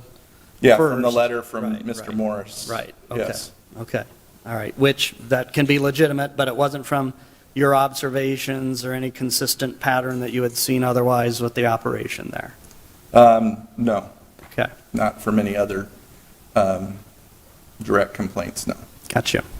Okay, and the city could just say, hey, we're asking the board to revoke the whole conditional permit, which would mean no more tavern, but the city's position is, well, they can keep their operating permit as a tavern, but no live music for a 6-month period. That's what it boils Yes, down that's to? basically the recommendation. Okay. We didn't find any other patterns of issues that would cause us to want to revoke Close the whole entire facility. use, Right. entirely. no. Okay, I've got you. Any other questions for Eric? Okay, all right, all right. Thank you, Eric. We'll let you sit down. We'll check back with you in a few minutes. Okay, so the way this works, while this is our standard appellant approach, the permit holder, they have an opportunity to speak for up to 10 minutes. And we just need you to give your name, address, and you've got the floor for a solid 10 minutes. Good afternoon, ladies and gentlemen. My name is Annie Baldwin. I own and operate Annie's Irish Pub at the northwest corner of 3rd and Court in Des Moines. I am the respondent in this matter. I have been providing outdoor amplified music pursuant to the permits issued by the City of Des Moines for at least 12 years. For the first 11 years, there were no restrictions on when I could commence the music. I was never told of this new restriction that music could not begin until noon. I was not told when I applied for it. In February of 2022, I applied for all of the months for my sound permits at Annie's, St. Patrick's Day through Halloween, and pay for them, and I work with Brian Davis on the phone doing that. I was not told when I received the permit, and I'm not told each month when the permit expires via email. Prior to May 7, 2022, I have never received any complaint about amplified music before noon. When Officer House came to my establishment, he issued no citation and agreed the music was not too loud. When Officer House returned to our establishment on May 14th, he informed us that the provision that the music could not commence until noon. We immediately terminated the sound, told the performer to take a break, and we received no citation. We have not had any amplified performances since then on Saturday mornings before noon. So we solved the problem immediately. This was the first time I was informed of this, was on May 14th. Again, we received no citation. Between May 14th and June 17th, over a month, we received no call or writing from the city staff, particularly Mr. Lundy, asking for our side of what occurred. It is important to note that I have never had a complaint from Farmers Market. I met with Farmers Market, and they're pleased with how we are conducting our business. We have never received a notice of the city's change in policy about amplified music at Farmers Market.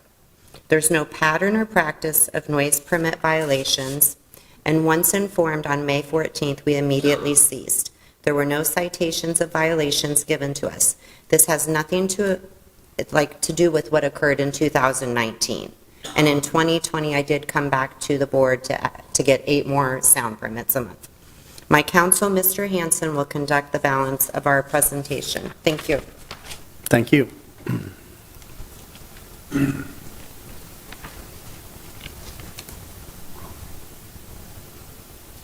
I'm going to try to use this Sure. device. Yeah. You know, if it turns on, I don't know whether I have to, do I have to turn off the? Nope, they'll Okay. take care of that. You just kind of lay it down there and... My name is Tom Hanson. I'm a member of Dickinson, Mackaman, Tyler, and Hagan Law Firm. Our address is 699 Walnut Street, Suite Thank you. 1600, Des Moines. And the first thing I'd like to do is call Officer House up to the witness stand, or pardon me, up to the podium here, and I'm just going to ask him a couple of questions to try to verify what my client has just recited to you as the history of these events. Cool. Officer House, what was your duty on May 4th? How were you? I was working in off-duty employment as an off-duty officer. He has to speak into the microphone. Yeah, we'll have to have him come right there in front of the podium. Just need your name again Sure. and your... Sergeant Garth House, Moines Police Department. Thank you. I was working in off-duty capacity for the farmers market. Okay. You just heard, did you not, my client recite what occurred on May 7 and May 14? I did. Was there anything incorrect about what she said? No. Has Annie Baldwin always been a cooperative citizen in the operation of her establishment during farmers markets, as far as you know? In my experience, yes. Okay. What's the attitude that her people and Annie have had towards you when you've come to their establishment? Are they polite, pleasant? They've always been very cooperative. Okay. And did she immediately, or did Annie's Bar immediately cease the amplified, whatever it was, music that was occurring on May 14th? Yes, they did. And have there been any reoccurrences of violations of their permit? Not that I'm aware of, but I have not been there every Saturday. Okay. And between May 7 and May 14, did you learn that there was a restriction on when the amplified sound could occur at farmers market? Correct. After the 7th, when I looked at the sound ordinance permit, I wasn't aware of the not starting until 10 o'clock, so I got hold of Shay Willis, because I didn't know who else to get hold of. And so then she did some checking for me, and because I didn't know if there was there had been some error on that, because I knew in the past, other restaurants and bars had played music during that event, but I haven't worked down there in a couple of years due to my reassignment to day patrol. So I got hold of her, and then towards the end of that week, she got back to me and said that that was correct, that they had, the permit was from midnight or noon till whenever. And Okay. so the 14th, when I got called back down to there, I informed them that that permit was correct and they ceased operations. Okay. And the only complaints you received were from Mr. Smithson, is that right? Correct. I have nothing Correct. further. Okay. Free to go. All right, thank you. And I do want to just continue this matter just briefly, I hope. And I want to first show you that we're accused, or Annie's is accused of creating a nuisance. And it's accused secondarily of having a pattern of violations. And I want to start the discussion of whether this could ever be a nuisance in any sense by showing you the city's ordinance.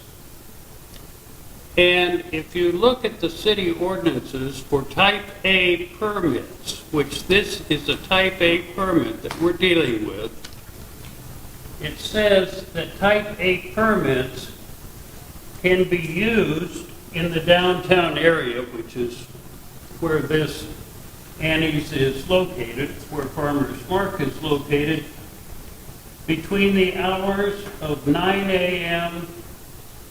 and 12:30 a.m. on Friday and Saturday.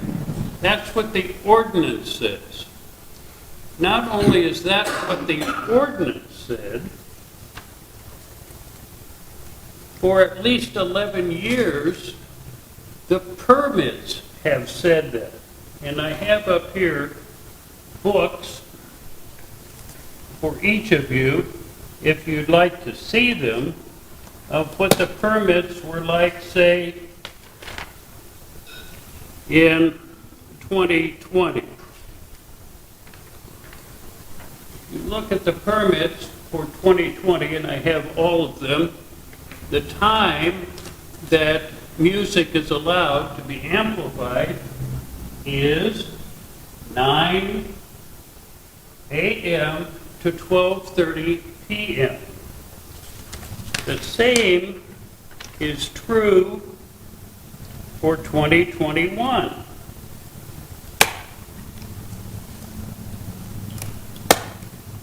And we have booklets here for all of you with all of these permits and all of these ordinances right here available.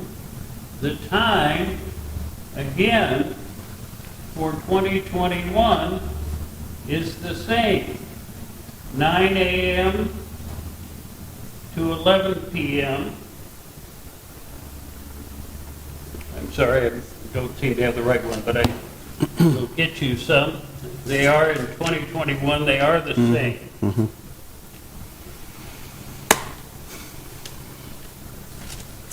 So, the interesting thing is that the city now claims that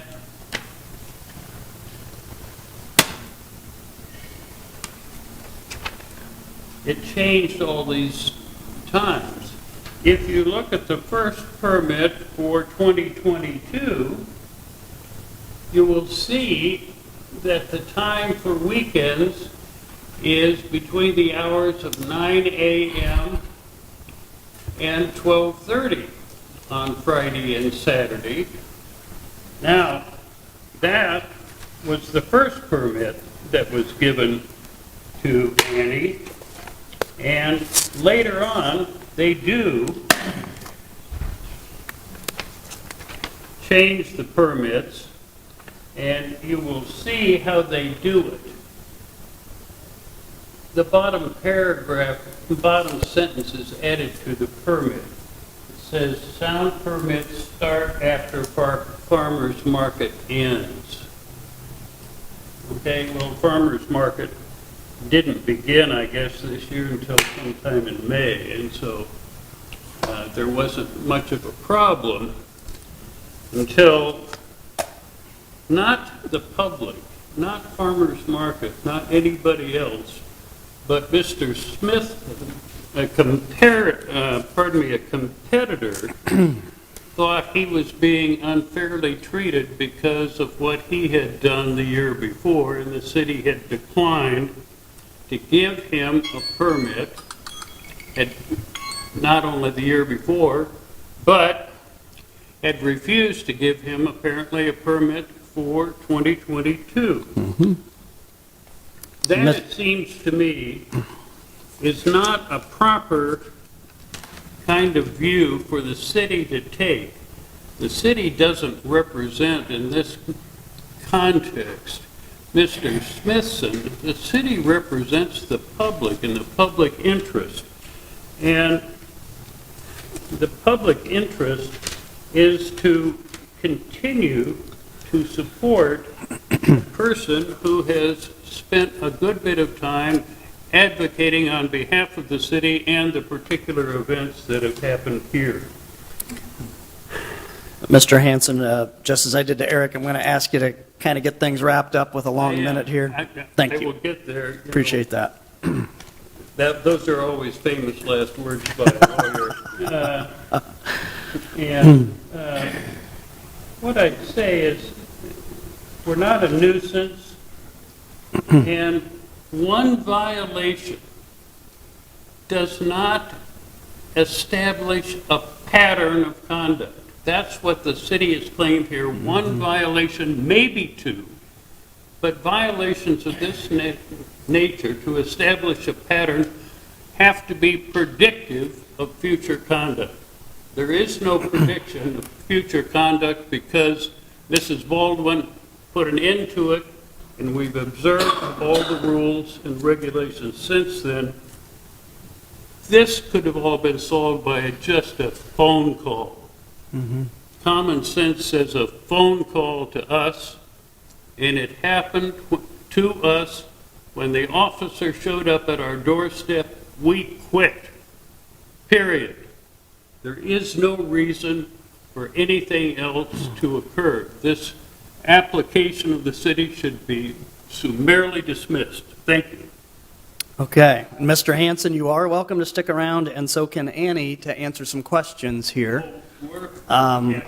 So, Justin, you're both welcome to come up if you'd like, because we'll need you to respond to some questions. And this So could be please for come to Mr. the Hanson podium. or Annie. The question I have is that, so I've looked at some of your notices that you provided here, and it has Annie's address.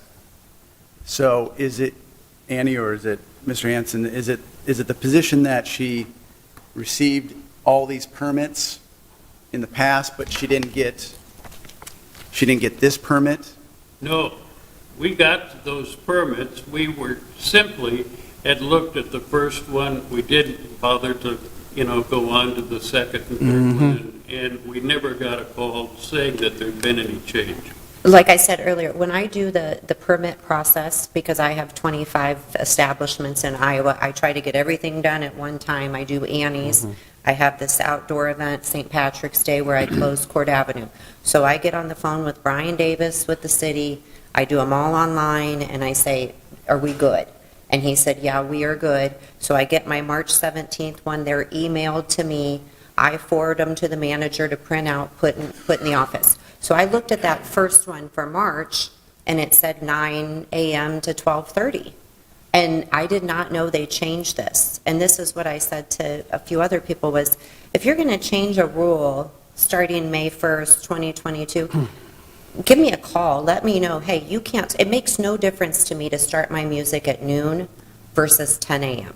I can actually get better musicians, and it's only one performer, but I can get better musicians to play at noon on Saturdays versus 10 a.m. on Saturdays, just because they usually work late. So the minute I knew the rule, let me know the rules, and I'll follow them. This is simply a mistake. The music wasn't too loud. Farmers Market was not upset. It's, simply a competitor of mine who, for whatever reason, is upset he doesn't have sound permits. Thank you. Thank you. So Annie, I have said this before to many, I'll say it to you as well. How do we keep this from happening again? What would you suggest so we don't have any questions about you complying with your sound permit? What would you propose? What I would propose is, I've been down there since 2008, own the property. When I get my property taxes, I get 5 letters in the mail, I get 5 emails, here, you need to pay these. If something changes and it's not a city council ordinance or it's not something that we know about, hey, starting May 1st, 2022, you cannot play music. Send me a certified letter, send it to the business. Anybody that has a sound permit like I do, and maybe a few others do, I'm joining this downtown council, and we start meeting on Monday to help try to make Court Avenue safer. And it's going to be Greater Des Moines, it's going to be Farmers Market, it's going to be police officers, and things like that where we can talk to each other. But during COVID, and thereafter, it's not like we had a lot of meetings where we were talking. But Right. something that you could send me certified, you have a sound permit, so you know this. Okay. No one was trying to pull the wool over anyone. No. And I guess where I struggle just a bit here is, on the February 7th sound permit, it does say, downtown weekend times, noon to 12:30 a.m., sound permit starts after Farmers Market ends, but it's not highlighted, it's not in bold, it doesn't say, hey, this is a change from your last one. I could see somebody, oh yeah, I got my permit, and you throw it in the box, right? Right. That's probably kind of what happened. So, just like your driver's license, don't look now, but is it expired? Do you wear your glasses? Do you not drive motorcycles or semi-trucks? I mean, it's on there. Yeah. It tells you what your limitations are, but we all have to remember to read it. And I wouldn't, at a minimum, if you get a city permit, you got to pay attention to it. Yeah, and that is something that did change this year. And that's Yeah. something, and like I said, and it changed April 1st of just a month ago. Yeah. And you're right, I do hold responsibility for that, but at the same time, Right. I think having these downtown meetings will help all of Sure. us down there. Sure.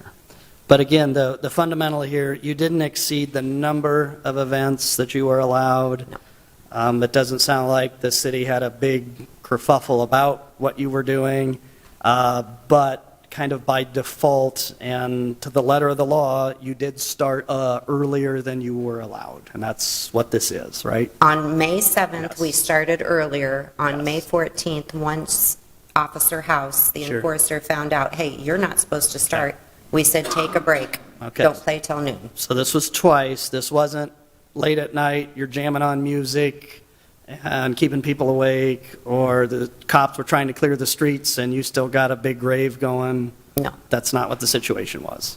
No. Okay. All right. Those are the only questions I have. Anything else for Annie?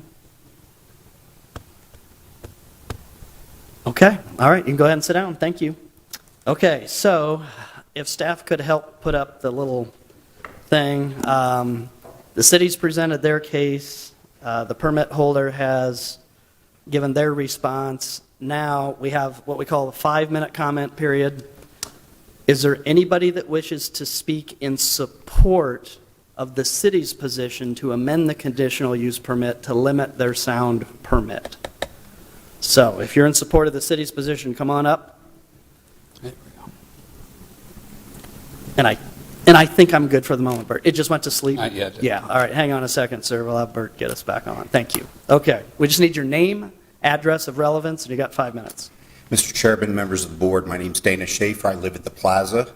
And I want to just start by saying the notification that came out to the people that are the residents in the area, it was very confusing. Okay. We had a owners meeting, our board meeting, about 2 weeks ago, and it was 50-50 as to whether we should be responding in the affirmative or the negative about the level of noise in the downtown area. So I would encourage the board to just not pay attention to any of those pro and cons and look at the comments. We at the plaza and other neighbors down in that area, that's our resident, our home, the noise is unbearable. We are upset. I have been told to come and voice this. I live on the 11th floor of the plaza, and I'm not specifically talking about the Saturday morning things. I'm talking about just the noise in general. Okay. So I apologize. I'm going beyond the confines of what you're addressing here. Yeah. But when the bass rattles on Friday and Saturday nights, my windows on the 11th floor, boom. Okay. I can't listen to TV. Okay. So anyway, Okay. I know he's going to call me out of order. Yeah, I got to rely on you. Related to the issue at hand, the violation noted was her operating before the farmer's market was over. Okay. I just make got to interrupt you. One other comment about Okay. the weekend. I'm going to be the just Saturday gracious here for 30 seconds. Go ahead. I teach online. Yep. And my office is on that side of the building. I teach all day Saturdays and Sundays. Yep. Zoom meetings. I'm a presenter to folks throughout the United States and Canada. And I can't have loud noise in the background while I'm trying to teach online. And that's my work. I'm an independent contractor.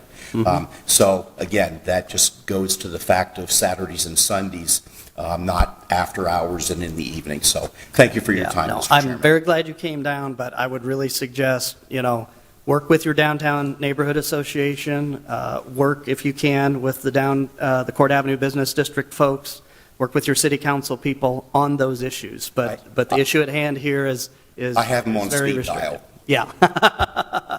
Thanks for your patience and waiting. Okay, so continuing forward, is there anyone else present who wishes to speak in support of the city's position for reconsideration of conditions of this permit? Anybody else that wishes to speak in support of the city? Okay, seeing none, is there anybody that wishes to speak in opposition to the city's requested actions here related to the conditional use permit? Okay, anybody that wishes to speak in neutral in regard to these requests, which I still don't get? That's okay. Eric, I'm going to be very gracious with you. Keep it short and simple, but do you have any final comments? I have a couple. Because you get the final rebuttal. Oh, I do? Okay. Right? Well, I'll just say that, everything that Ms. Baldwin has said, I completely understand and I believe. We do have a limited capacity in our permitting process. We have limited staff. I would say Brian Davis should have advised her at the time he was issuing those permits that was an anomaly that went past the month of April, that was a difference. I'm not sure there's a great mechanism for us to do that with the number of permits that we process, so it is what it is. It's still on the permit. We still have to enforce it. Yep. I'm also obligated to bring these violations when they occur. We understand. I think, so I don't have a lot of capacity to reach out, which if I did, that would be great, because I'm all about trying to work with people instead of bringing the hammer down if I can help it, but with the sheer number of things that we have to deal with, I just don't have that luxury, unfortunately. So Yep. I do appreciate the desire to have that in place, but at this time, I think I'm doing the best I can to try to do that. In converse, I also did not get any feedback once those written letters were sent either, so from that standpoint, I did not believe there was a lot of confusion or anything on that part either. All right, thank you, sir. Okay, we're going to close the public portion now and go to board deliberation. So, board members, based on what we've heard, any initial thoughts, suggestions, ideas? I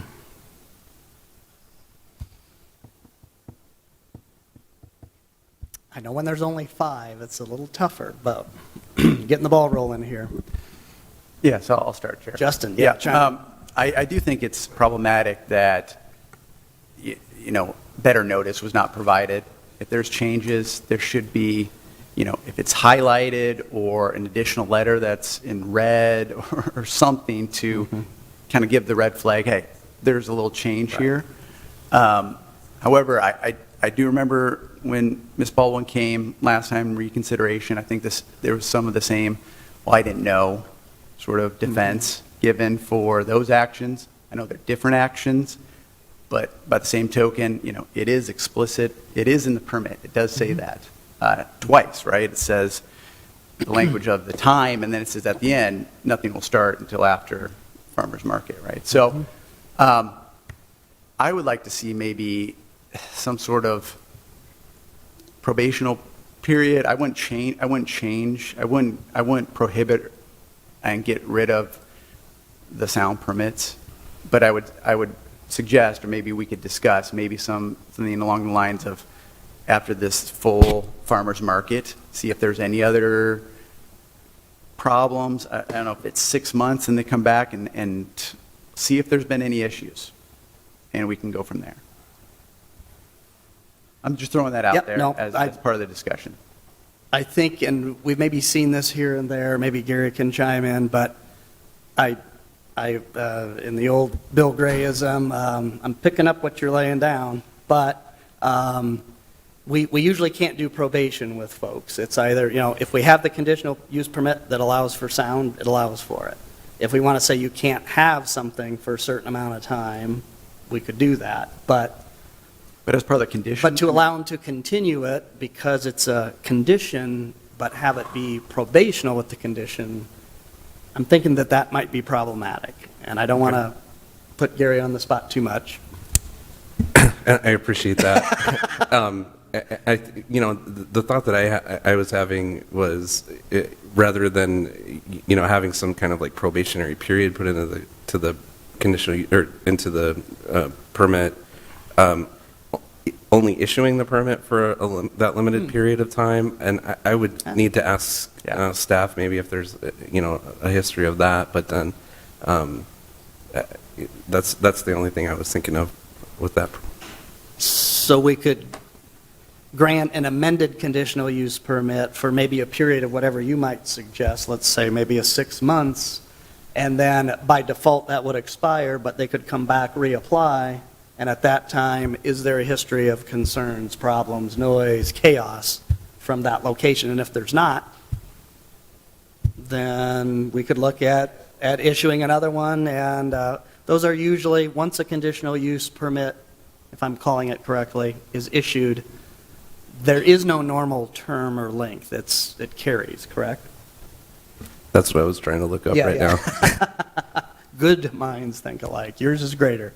But that's a good way to begin a thought process here. I certainly do believe that any complaint has to be taken seriously from the public, and that's exactly what staff is doing. They're following up on that.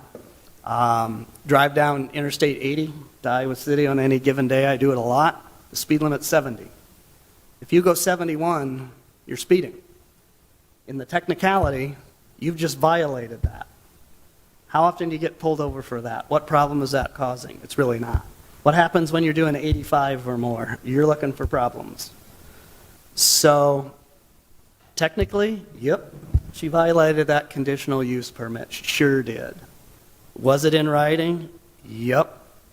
Should the city put everything on a billboard and tell people, well, no, there's some law that says ignorance of the law is not a reason to violate it. It was in the permit. Could the city do a better job with some of the concerns the community has had about Court Avenue with educating those closer members down there about changes? They probably could. That may or may not alleviate the gentleman's other problems here, but if we don't want sound at Farmers Market, there's a 3-block stretch, and we could probably do a better job of reaching out on that. But at the end of the day, what I've always tried to do here is that phrase, the spirit and intent of the zoning ordinance, and carrying it out to meet the spirit and intent. They didn't run more than their allowed number of events. This wasn't going on at 1:32 in the morning. The police didn't have to come in and shut them down.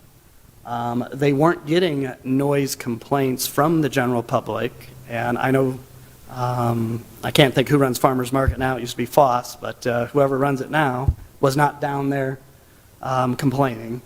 So on a technicality, yeah, they violated it. But do we want to look at putting somebody on a license restriction with my analogy, just based on that? I might suggest that a very stern warning is in order. Annie, I've said this to others, including your competitors, the buck does stop with you. And I think you know that, and I know you have a lot of organizations, just like any business does, you got to rely on good people to carry it out. So I think some internal education to your staff's important too. When somebody gets a permit, they slap it on the wall and they never usually look at it. I know that from the industry I work in, but it's important to understand what it says on it. So my thoughts would be similar to perhaps what Justin's looking at, if I can state that finding a way to kind of keep this on a string where it's reviewed more closely, and maybe that means the conditional use permit, it's not revoked, it's not modified to any great degree, but it's a shorter time frame, and we'll see what happens down the line. But those are just thoughts. There's no motion here. Anybody else? I have one.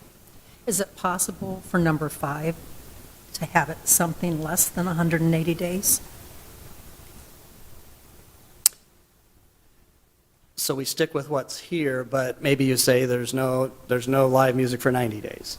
Yeah, or 60 or 30, whatever we think. And that's designed to accomplish what? Is that? Just so everybody knows, Okay. to read the rules. Okay, all right. What's that, Tom? You can't hear it down there? Yeah, he's got that blower there. Just suggest that again. Okay, I'm just asking number 5, the 180 days, could we set that for some lesser period of time? That's a question, a thought.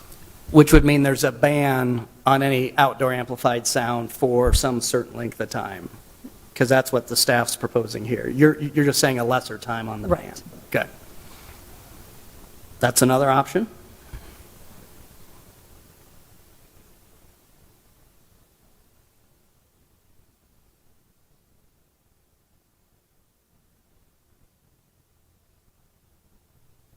I'd say let's keep the wheels turning here so we can keep our hearing. You know, I do think, the second time the violation happened and it was confirmed what the actual regulation was and they stopped, I mean, they took that step, okay? So they did take that good faith step. And I want to make that part of the record that I think that should be considered as well.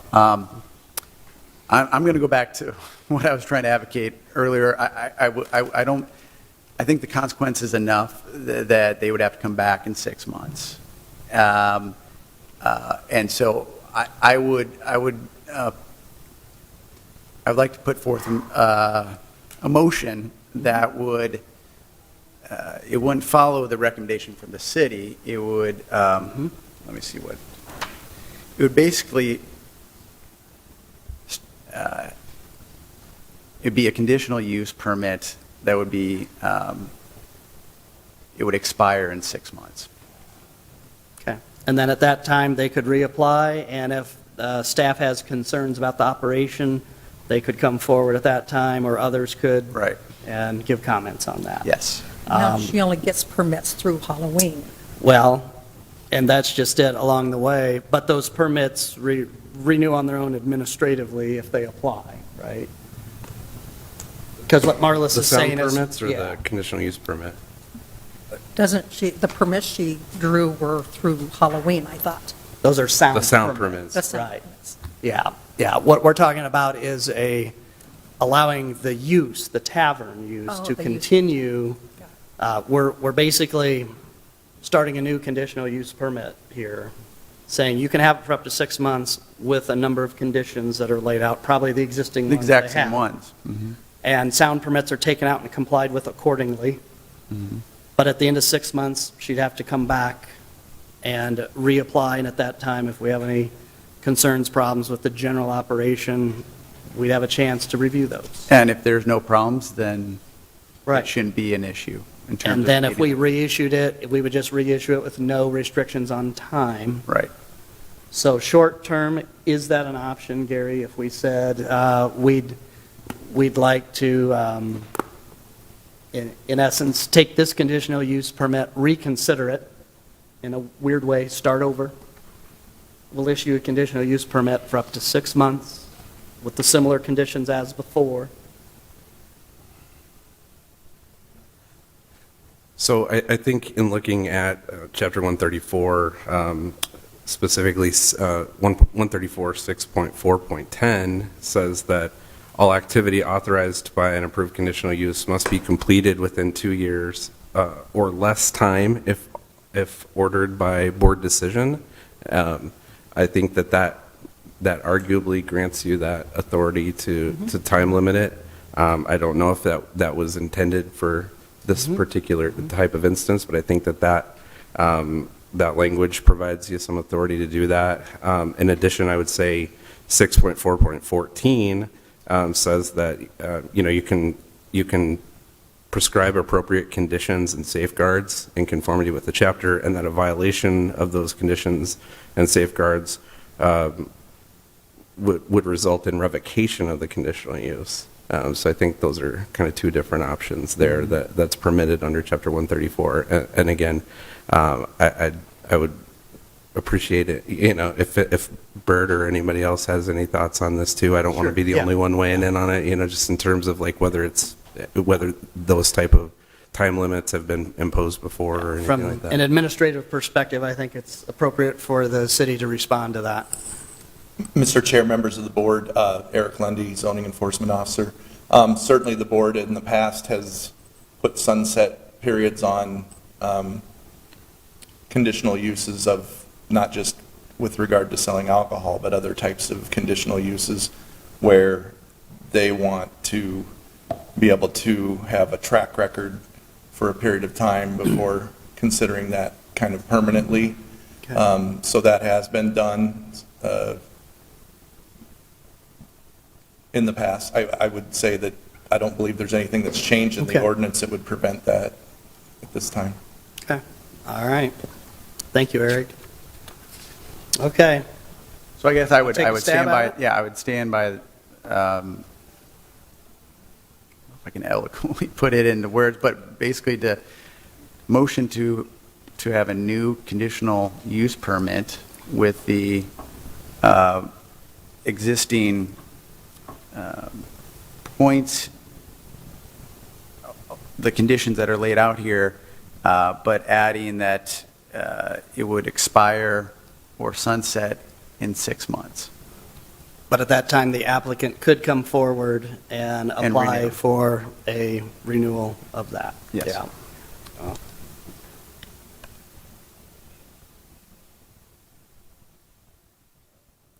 Excuse me, sir, could I just ask a clarification here? Well, Mr. Hanson, since I'm a really, really nice guy, I Chairman, understand, but even though the hearing is closed to public comment, yes. If you have something you would like to say briefly or a question, since this does relate to our decision here for your client, yeah, what can I help you with? are we talking about limiting the conditional use to this idea of outdoor music? Is that what is being considered, or is it the entire conditional use provision which threatens the life of her bar?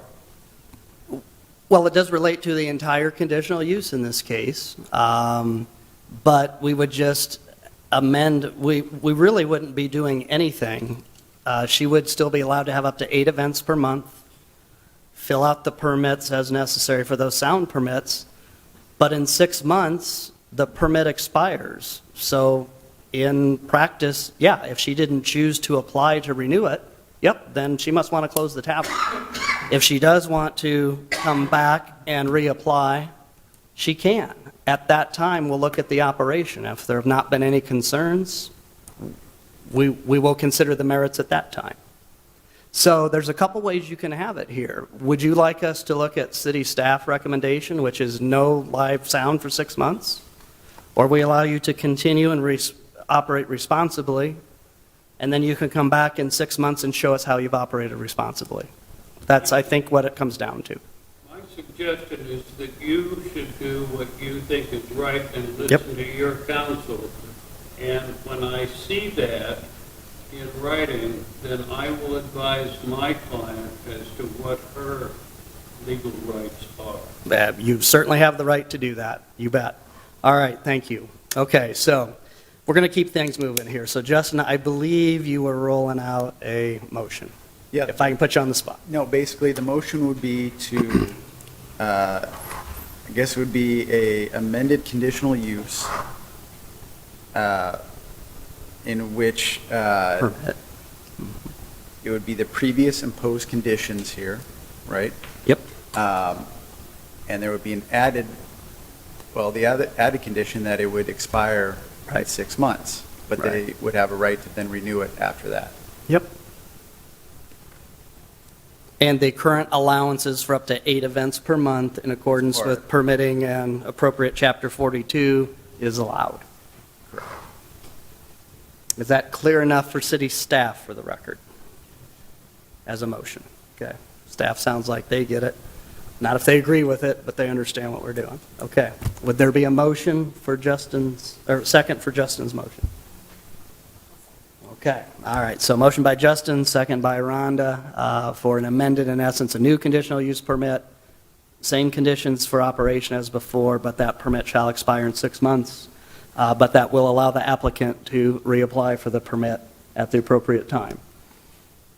Okay? All those in favor, raise your right hand, say aye. Aye. Okay, motion carries 5-0. So you can have music after farmer's market after 12 o'clock. Keep up the good work down there. Pay attention to your permit and come and see us in 6 months. Can I ask a question? So would I apply to be on the Board of Adjustments the end of January meeting? I will let staff address that outside of the hearing so that they can help you. Yes, yes. All right. Thank you for coming in today. Okay. All right, we're going to take a little 5-minute break. I said between 3 and 3:15, take a break. Do that.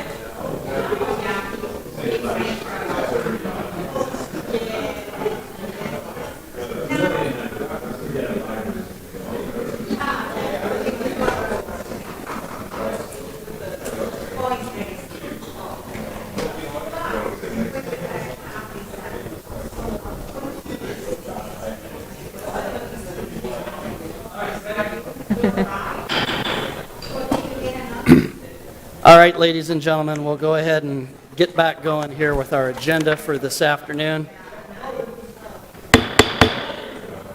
Folks in the audience, please take your seats. Silence in the gallery. I've been very nice today, but we need to move on with the hearing. Okay, this will bring us now to item 16, which is a variance request at 1951 Indianola Avenue. Chair, members of the board, Catherine Dreyhaus, planner for the city of Des Moines. As mentioned, this property is located at 1951 Indianola Avenue. It is similar but not quite the same to an item we've already heard today. This property is a restaurant requesting a variance to the separation distance. It is a required 75-foot separation distance from a public park in this case. I always forget exactly the name of this. I get this park. Thank you. I get it mixed up with the neighborhood association. So Columbus Park is right next door, so they have literally zero separation from the public park. They would like to serve on-premise consumption for alcoholic liquor, wine, and beer. A couple of site photos, located right on the corner of Indianola and, Hillside Avenue. And just for reference, this did used to be the Strudel House a number of years ago, so it did have a use variance at one time, but that business has moved out, and it has been more than 6 months, so that variance approval from the board has well and since expired. So a little bit hard to see, so I'm going to zoom in here. They did provide us with a little bit of a site sketch, so they are looking at adding that patio on the rear as well, but not on the patio. They are not looking for consumption on the patio. Apologies. Let's see. I think that hits most of the high notes that we needed to cover. Let me just double check. So they are looking to be able to sell alcoholic liquor, wine, and beer for on-premise consumption. They do not have a separation distance in this case, so it would be a very stiff variance, and unfortunately staff is not able to support that request. If the board were inclined to support that request, we do have conditions similar to the ones that we recommended. Should you have, which you did, approve the variance request for the earlier item today. Excuse me.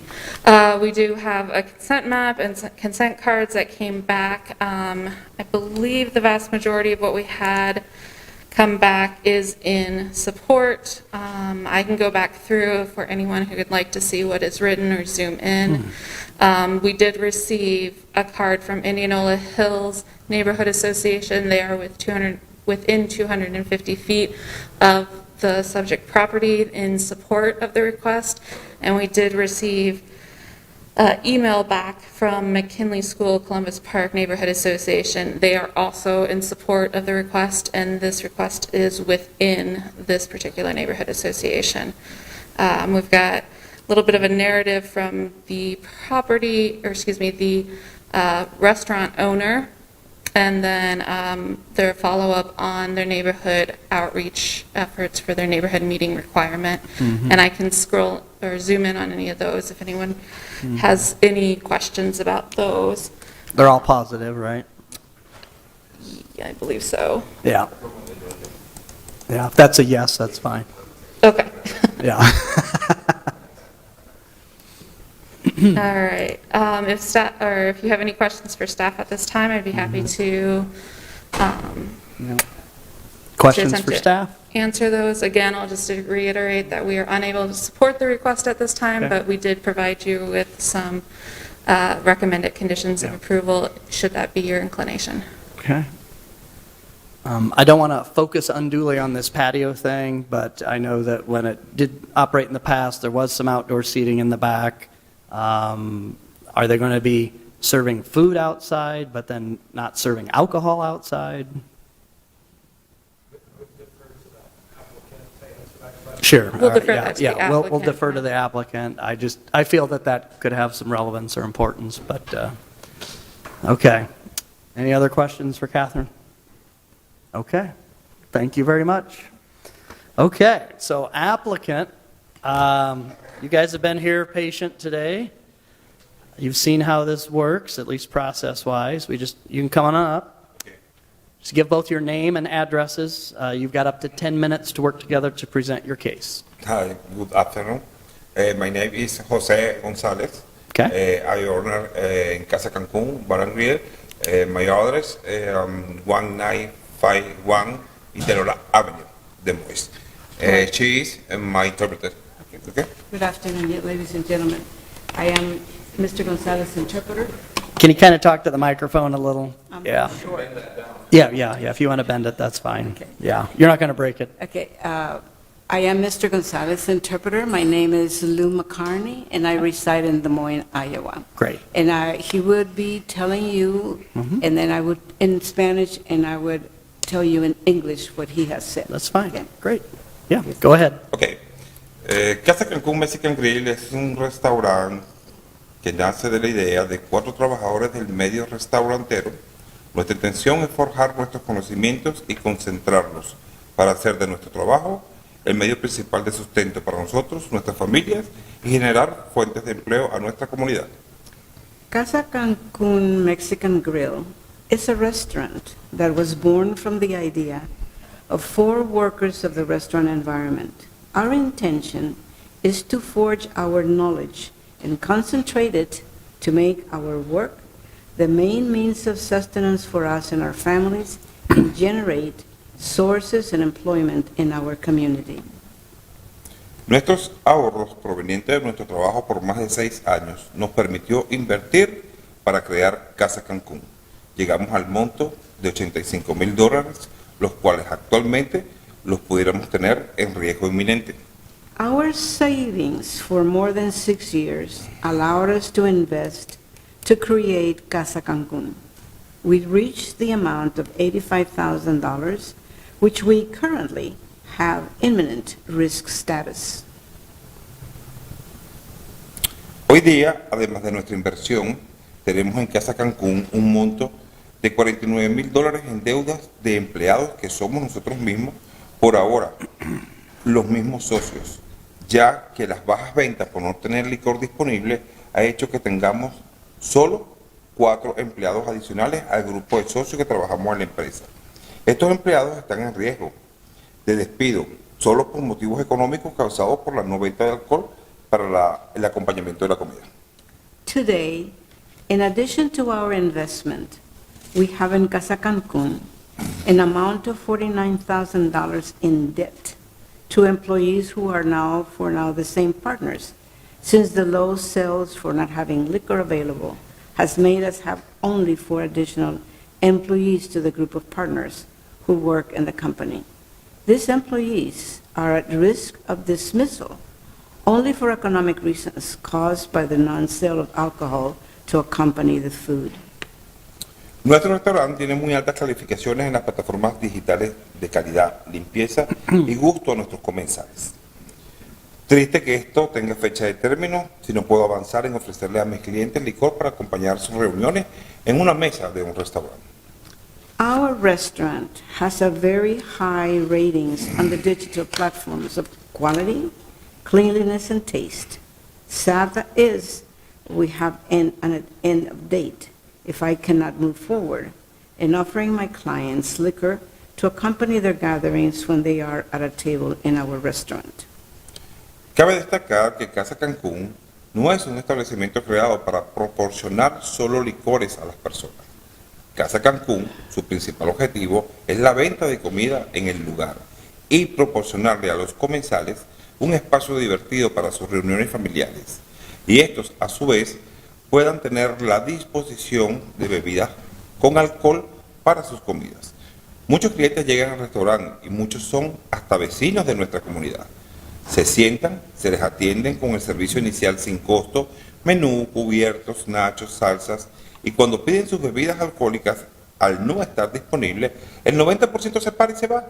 Y el otro 10% se queda, come y no vuelve. Recibimos llamadas constantes preguntando si ya tenemos licencia para licores. It should be known that Casa Cancun is not an establishment created to provide only liquors to our clients. Casa Cancun, its main purpose is the sale of food on site and provide diners with a fun space for their family gatherings. And this in turn can have at their disposition beverages with alcohol to accompany their food. Many customers come to the restaurant, and many of them are even neighbors of our community. They sit down, they are served with initial service at no cost, menus, cutlery, nachos, and salsas.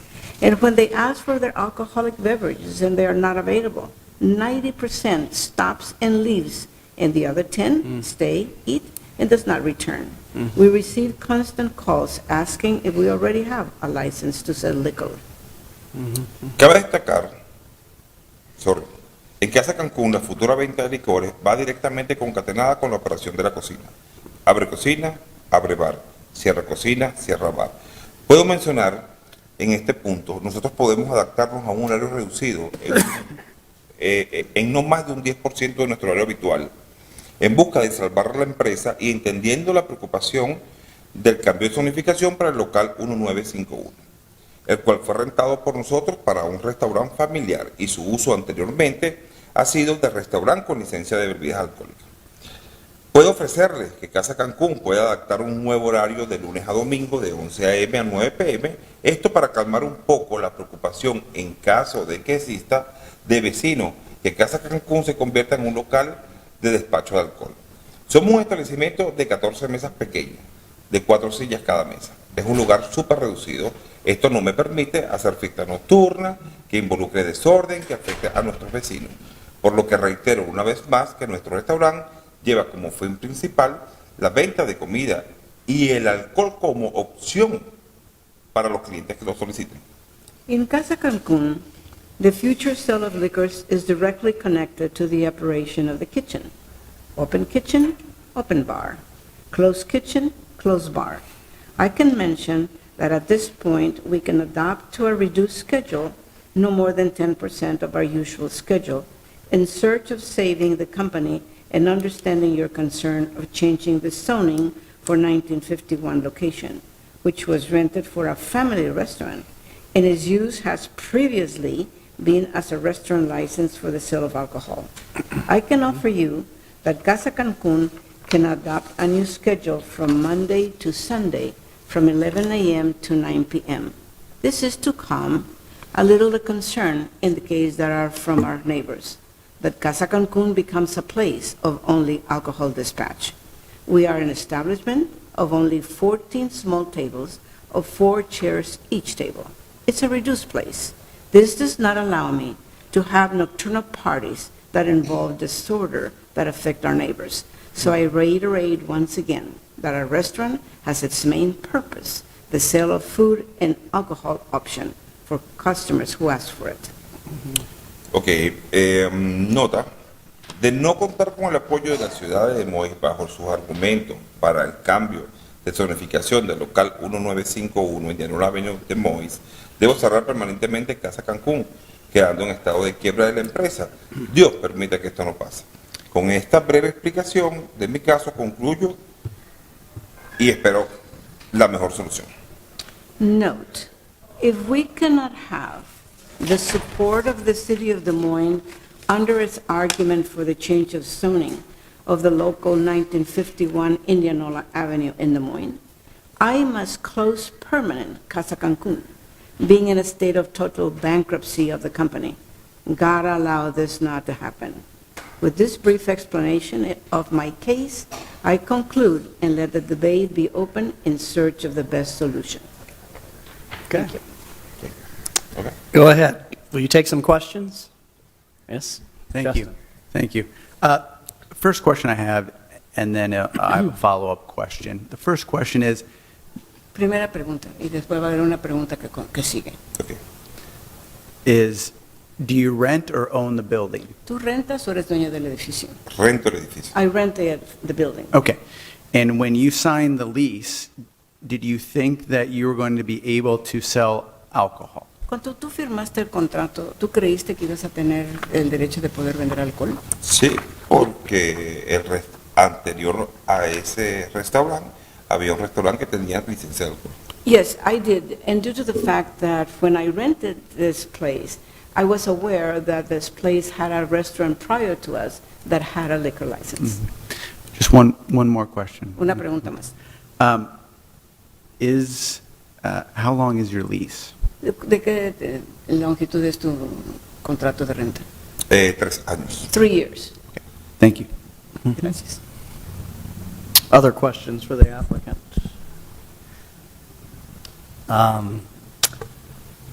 So a statement and question for you. Es una pregunta y una declaración. Okay. Staff is recommending denial of your request. El grupo pide la negación de tu petición. However, if this board was inclined to grant the variance request for what you want, there are a list of about 10 conditions there. Would you be prepared to comply with those conditions? Okay. Lógicamente, el grupo de la mesa directiva está dispuesto a tratar de cambiar esa ofrección. Hay un contrato con él, te ofrecen 10 condiciones, ¿estás dispuesto a seguirlas? Sí, claro. Yes, of course. Yeah. So you've helped him read those conditions and go through them? Voy a ayudarte a leerla. Sí. Yeah, okay.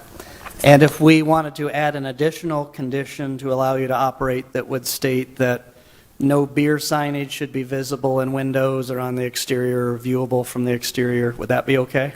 Además de estos 10 requisitos, ellos pueden añadir una que tú no puedas tener anuncios afuera de tu establecimiento que vendas cerveza o lo que sea. ¿Estás de acuerdo? Yes. Yes. Yeah, if you still wanted to hang one on the wall inside, that's okay. Dentro del establecimiento sí puedes poner anuncios. Okay. Okay. Yeah, okay. And you probably heard that with the earlier item Y today. escuchaste ya eso en las entrevistas anteriores. Yes, we did. Okay. All right, those are the only questions I have. Thank you. Esas son las únicas preguntas que tengo. Justin, Yeah, another just one. one more. Una más. So that he understands that there is a condition here that there cannot be any patio. This is no patio or outdoor serving area. Hay Does he una understand condición that? adicional que tú no puedes Yeah, that's good to note. que tú no puedes tener ni comida ni bebida en un patio. Ah, no. Todo dentro del local. Everything will be inside Okay, the locale. all right. So all food serving is inside, everything? Toda la comida va a servir adentro. Todo. Yeah, yeah. Yes. Okay, good. Okay. Okay, all right. Any other questions? Okay, all right. Thank you. You can Okay, sit down. thank you. Thank you.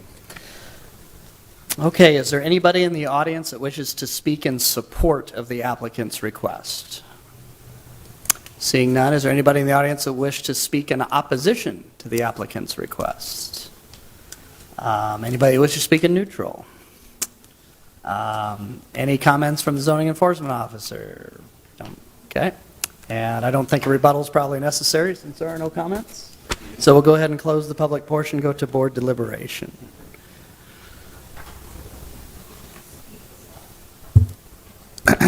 I think we should speed this up. I make a motion to allow them to have the licenses that they're asking for, the conditions they're asking for, with the 10 plus the extra one. And your reasoning is that it would not be an undue detriment to the quality or character of the neighborhood? I honestly was Yep. pretty much surprised that the neighborhood association was good, everybody else was good. I mean, that was kind of a deal Yep. for me. Yep. Jim Post is the Columbus McKinley neighborhood president, and Jim specifically talked with the operator. And, yeah, there has been a restaurant there for many years where we did grant a variance under this very clause because, in general, the variance test was not going to be a detriment to the neighborhood. In fact, it's enhanced that area. It brought people to that part of the south side that had never come there. And that was Strudel House, and they've moved on. But because the use had expired for the length of time, it would need to be reconsidered. But yeah, we had somebody there selling alcohol, German wine for a number of years, and German beer. I like Dos Equis just fine, too. So, all right, so we've got a motion by Marlis and a second by Rhonda, and I think for staff, that's clear enough for the record? Okay, all right. All those in favor to grant the variance, subject to the 11 conditions presented, raise your right hand, say aye. And those opposed? All right, there's just one opposed. Motion carries, so you keep up the good work down there. And I'd suggest taking out some additional property insurance for the next time a car tries to run into your building. Yeah, that's the third time in 10 years. But he's a All right. All right, thank you for coming in, and staff will get you that final approval next week. Okay, that'll bring us along on our agenda to item number 17, a conditional use permit request at 825 East University Avenue.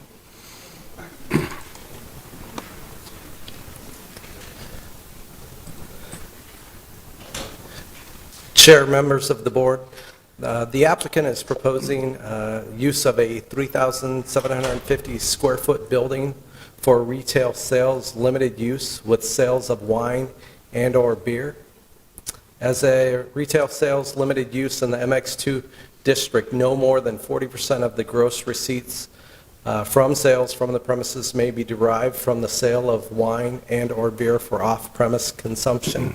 And so the MX2 district does allow for this to occur, subject to obtaining the conditional use. Some context for the property. Here is an aerial which shows the property at the southeast corner at East 8th Street, where it intersects with East University Avenue. Here's an additional photo. Let me zoom out just a touch so you can see the context. The building is where my cursor is.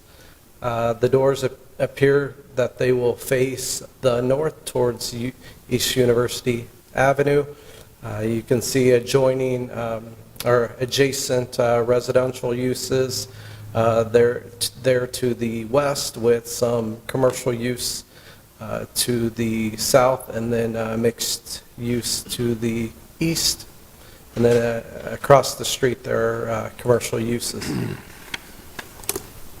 Here is a view of the front of the building facing to the east. An additional, just zoomed out, facing the same direction. Here is a view of the building facing northeast from East 8th Street. Here is a view of the building, the south end facing south on East 8th. And then here is more of a view of facing down East 8th facing south. Here is a layout of the parking configuration, the existing building itself.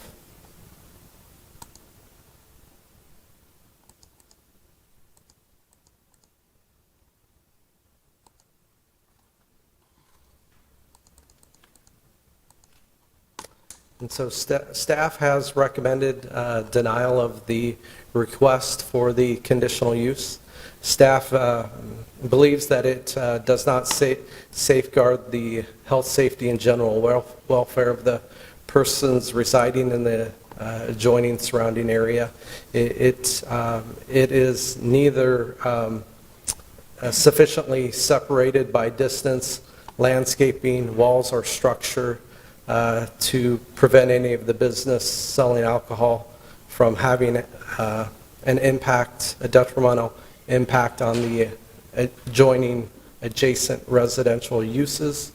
A number of these uses are right across the street to the east, right across the street, East 8th Street to the west. Additionally, the surface parking could have a detrimental impact as a portion of the maneuvering. The way it's set back, it wouldn't be consistent with code, and it would potentially, maneuver into a portion of the right-of-way as well.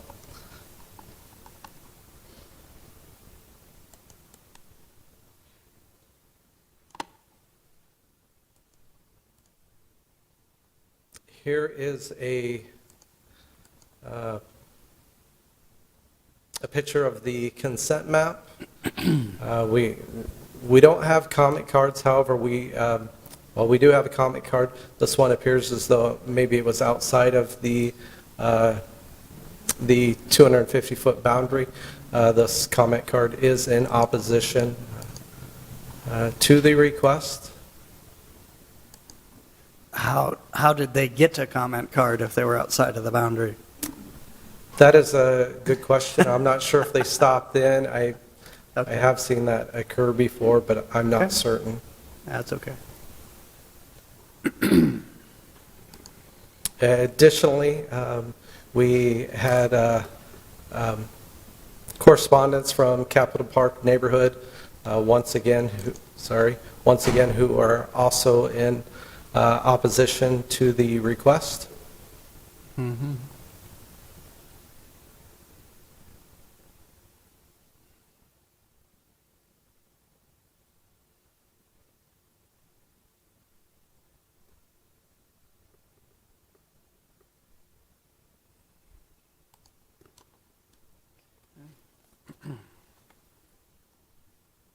And this is a neighborhood meeting notice by the applicant.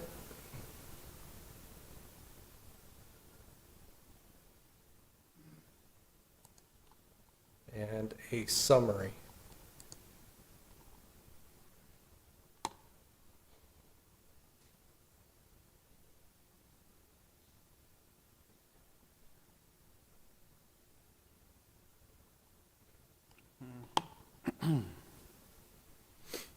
And that would conclude my presentation. Okay. Do you have any questions for me?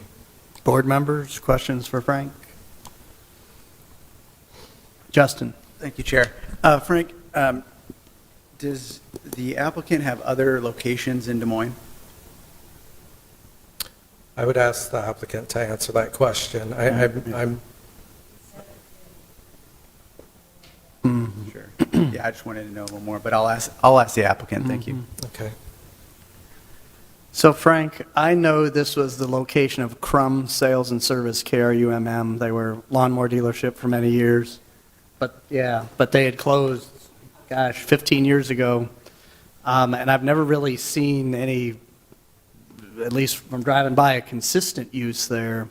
At this stage of the game, would they have to come in for a new site plan, or have you determined that there's a use lapse there all the way around? That is correct. So this, if for the retail sales limited use without the sales of alcohol, they still need to come in with the site plan, get approval, and make site improvements for that purpose. Okay. Today, we're here primarily to discuss the conditional use for the sale of that. Yeah. I was just curious, if somebody has, a site plan and they show how it will integrate into a neighborhood, that can be helpful, but, again, it's lot line to lot line paving, old pole sign there.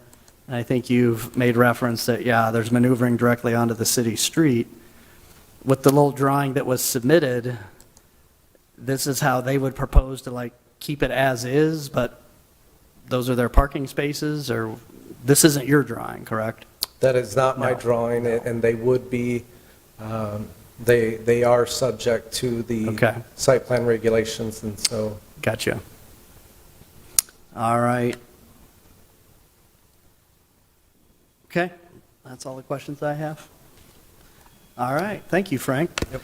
Okay, applicant or the representative of the applicant.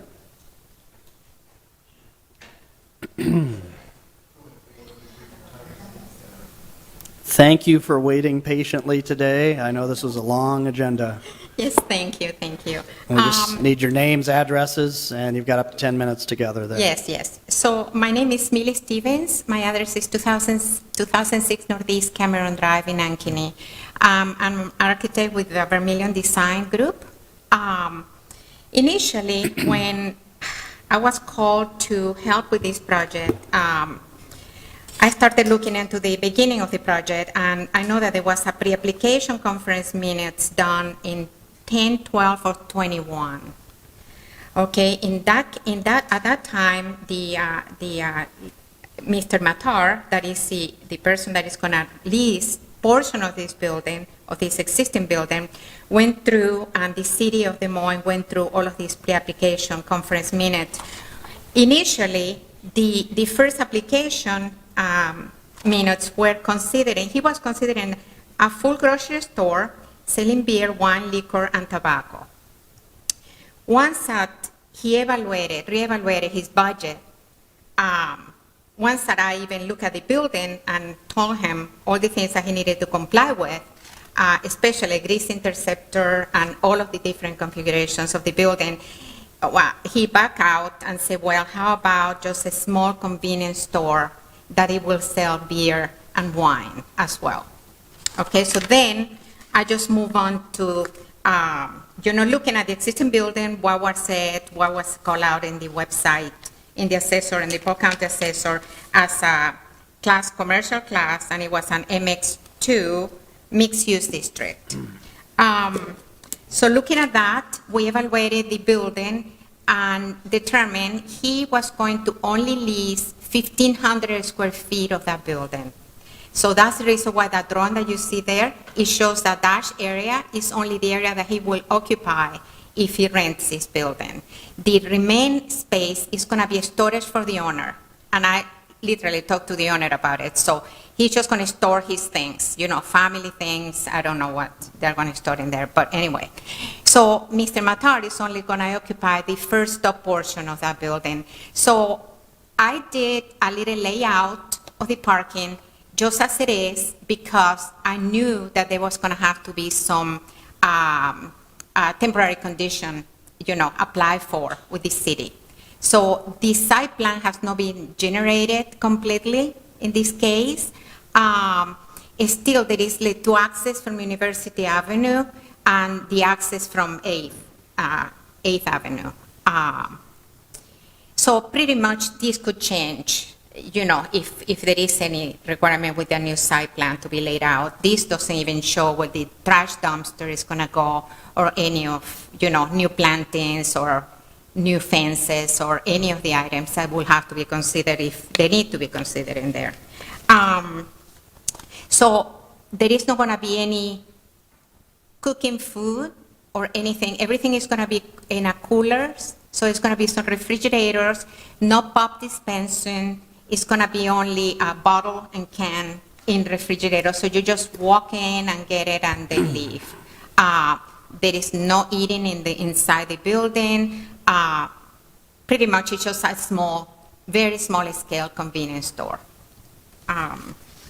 What else? I think that's what I have for now. We did participated in one of the neighborhood meetings, and I know that there were a lot of discussions about, if the corner was going to be too crowded, or, they didn't like the area having that type of business there.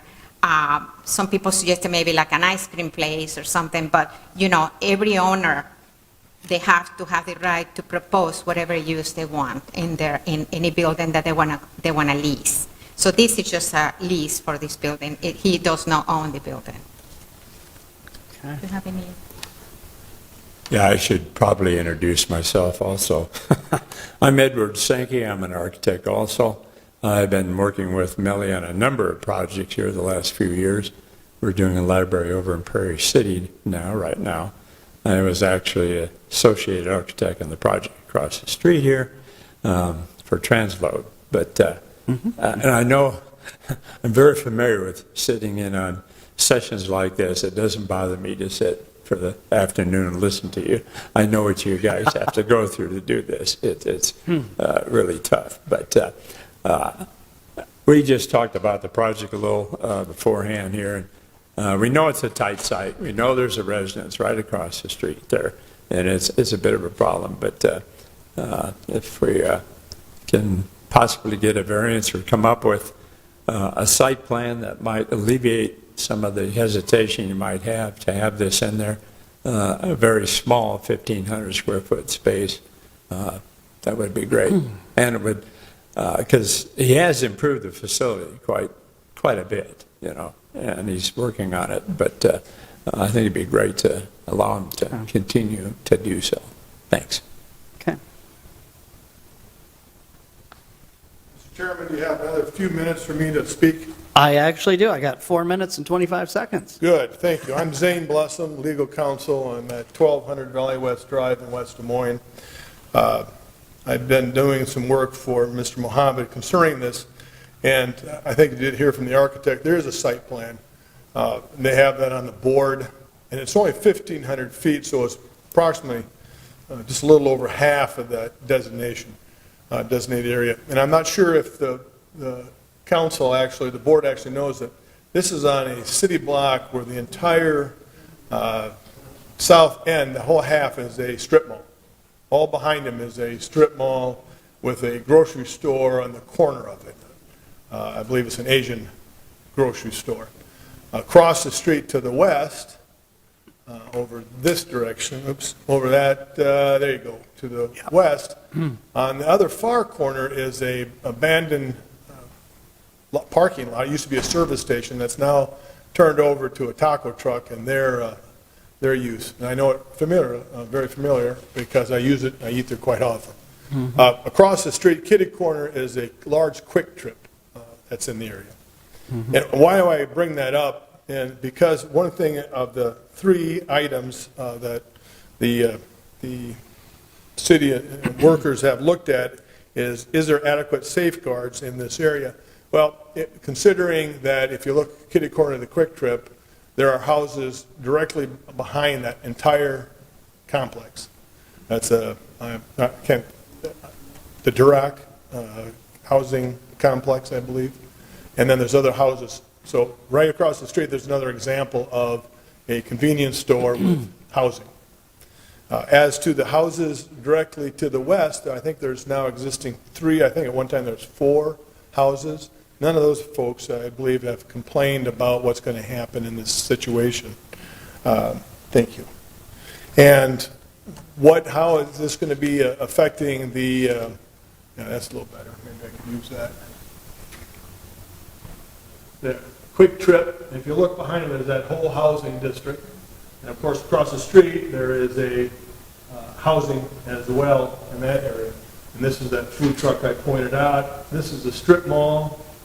Now, these are commercial buildings along that way, and they look abandoned. I don't know if there's some future hope. I know they've gone through several changes. So that's a commercial district, and then there's the Asian grocery store right there. So as to adequate safeguards, this is no different than what's already in the community. I don't think you're going to have anything else. Millie did mention that as part of their site plan, they will reconfigure this. And I believe there's been discussion about limiting the access. And I don't think there's any access questions on University, but parking, there's no intent to have parking out front. They'll either block that off or just use it for a turnaround area. So again, adequate safeguards, I think, have been installed. The question number 3 was, what about an increase in traffic? There was no discussion as to an increase, whether this is going to affect the increase in the traffic in the neighborhood. As I said, this is a commercial district. This is kitty corner from Lutheran Hospital. There's a taco truck. There's a strip mall. This already has heavy traffic on it, so I don't think the use by Mohammed is going to change that in any event. The last is it a detriment to the surrounding properties? That's item number 7. We don't believe, again, there's been no objections, but I don't think this is going to be somehow a detriment to the existing properties. In fact, from the improvements already made, I think it's been an upgrade. And so from those standpoints, I don't think that the granting the conditional use permit for the beer and wine should be objected to. I think that would be something like you've done in a previous. You can take a look and say how it's affected the neighborhood, give us a 6-month go at it and see what happens. And as the board also knows, that there's no subject to constraints to put cigarettes in there if it's granted, or just a straight convenience store without beer and alcohol. But I understand the board's concerns about beer and alcohol. We wouldn't object to the sunset provisions of a 6-month conditional use. That always gives you a chance, a flavor. You know, in a courtroom, we get docked $50 if we have our phones go off. Yeah. Oh, that's a timer? Yeah. It's Well, just, I talk over those timers all the time. it's just an annoying sound. I need to change it. All right, so thank you for your time. And to answer your question, he did have attempt at 2 other locations. He was turned down on the one on 9th and Hall, the one on 8th and, 6th Avenue. He actually sub-rented from a subtenant, and this board had given a conditional use permit that they were agreeing to, and there's just been a whole host of problems. So is he in there? He's temporarily subleasing it. That's going to end next month. And so previously, he has had a number of them. He moved to Mohammed. It's a corporation, but it's his corporation. He moved to Davenport, ran a number of convenience stores over there, wanted to bring his family back. And so I think he had some on the south side. I don't know the exact facts on that, so I apologize. But I think that was to answer your question. Zane. Thanks. I believe the one on 6th Avenue does have some gaming machines in there or sporting, something going on in there. Does he plan to use that same kind of concept in this location as well? That's a loaded question. And I think there's been some controversy about this game. It's called a fish game. I was completely ignorant of that. Yes, they are in there. If you want to know why, because they do generate income, and he on the sublease at 6th Avenue was prohibited from any alcohol or cigarette sales because the previous landlord would not grant the sublease to get us the tobacco. So it was a money-generating venture. Yeah. To answer your question, he'd rather have the beer and alcohol, but if we don't get beer and alcohol, that's one of the plans. Okay. Thank you. Does that answer your question? Yes, it does. Thanks, Thank Mr. Gross. Anyone else with a question? Yeah, Mr. Blessum, I think you had referenced it very quickly, but yeah, if they just wanted to open up a convenience store tomorrow and not sell alcohol, they may or may not have to meet site plan, depending on if it showed a use discontinued. But is there a reason why they just don't want to run a convenience store and not sell alcohol? Twofold. Okay. He is doing the site plan to get the permit for the city for occupancy. Okay. So he's going to go ahead with He's that. got to do that anyway. Absolutely. Got And it. so that's why the architects have been doing it, and I think they've done a nice job drawing it up. And they've been basically spearheading that part. So to answer your question, yes. Okay. 2, for lack of better ways to say it, alcohol and beer, wine and beer, they generate income.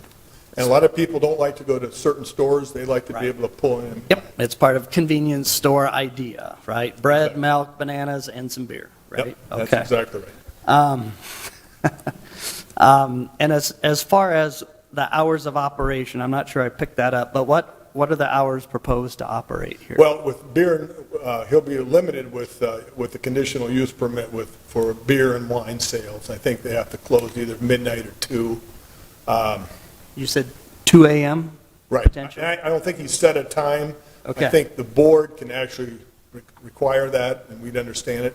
Since it's a commercial district, and if he doesn't have the beer and wine, I'm not sure if he'd be limited to an occupancy for a convenience store. He could run it 24/7. Yeah, most definitely. So, and I apologize, I think it hinges upon whether or not he gets the grant of the conditional use permit. Okay. And I don't want to get into a lot of site plan details, but again, I know this the location well. Myself, I've worked in this neighborhood for 26 years. And that was an old Clark station where the transient merchant is up there at Penn and East University. But in looking at this location, we have to make sure that we're not like piling onto the problems here. He could maybe open a convenience store if he meets site plan. But if we're going to add alcohol sales, that's probably more people would come to it than would otherwise. but I have problems understanding how the traffic would get in and out. I heard something about, well, we'll have no parking on the north side. Well, I think that's where I'd hop in off University eastbound. If we draw more traffic down to East 8th Street, how do the cars get in and out to park? How do they maneuver? How will beer distributors park their trucks to unload? We've had issues before where we then do get into unloading onto streets and residential neighborhoods. So the better I could understand your layout, the more confidence I could have on how this I would work. understand that. Yeah. Mr. Chairman, I understand that very well. When I discussed it with Mohammed, the idea was that front area off of University would be simply the place you'd either enter or exit, the circle Okay. around. When I first read the objection, I actually thought the objections were to the University, not to 8th Street. Now I understand it's 8th Street and back and forth. We will not have parking on the University side. That will be where people enter and exit. The parking will be on the west side of the building. There'll be designated spots. That north part adjacent to the University will be used for dropping, the delivery trucks and to Okay. enter and exit. Okay. And within some reason and consideration, yeah, if somebody wants to go westbound on East University, Can't. you'd either have to then have an exit onto East 8th, so they could pull up the stop sign and then go out. So for the idea that, if you're not selling beer, you're not going to get customers. If you only have a one direction in, that's going to kind of limit how convenient it is to get in. I'm not trying to do your sales for you, but. Unless you want to give us a in and out window on University. Good, very nice. But again, it just helps me understand a little better. There's a lot of times I'm not sure what the order of precedence should be, but sometimes folks bring a proposed site plan to generally meet city requirements when they first step in front of us. I'm not saying you have to do that, but that would help me understand it a little better, because I think the impacts on East 8th would be my biggest consideration. I do understand what you're saying. There's some other commercial businesses there. Quite a few. Yeah, there are quite a few. I think there's a barber shop or hair salon in the building with the white roof just to the east of it, right? Right, but the ones directly east now are both vacant. Right. The bays or the Right. suites are both vacant, yep. Okay. I know they're developing a site plan in conjunction with the idea it's the convenience store with limited, no parking on the north part facing University, and parking will be again on the. And if we were inclined to consider this, would a limitation in hours to maybe, closed by 11 p.m. or at midnight be something somebody could consider? Because we do have residences on the west side of the street, and I know at many locations we do get questions about people loitering on a property. They come in, it's a nice night, they buy that beverage, and they just want to visit in the parking lot, and then suddenly we have congestion in later hours and loitering. I'm not telling the board what to do, but Yep. if you grant us a conditional use permit, I would suggest time constraints. Okay. I got you.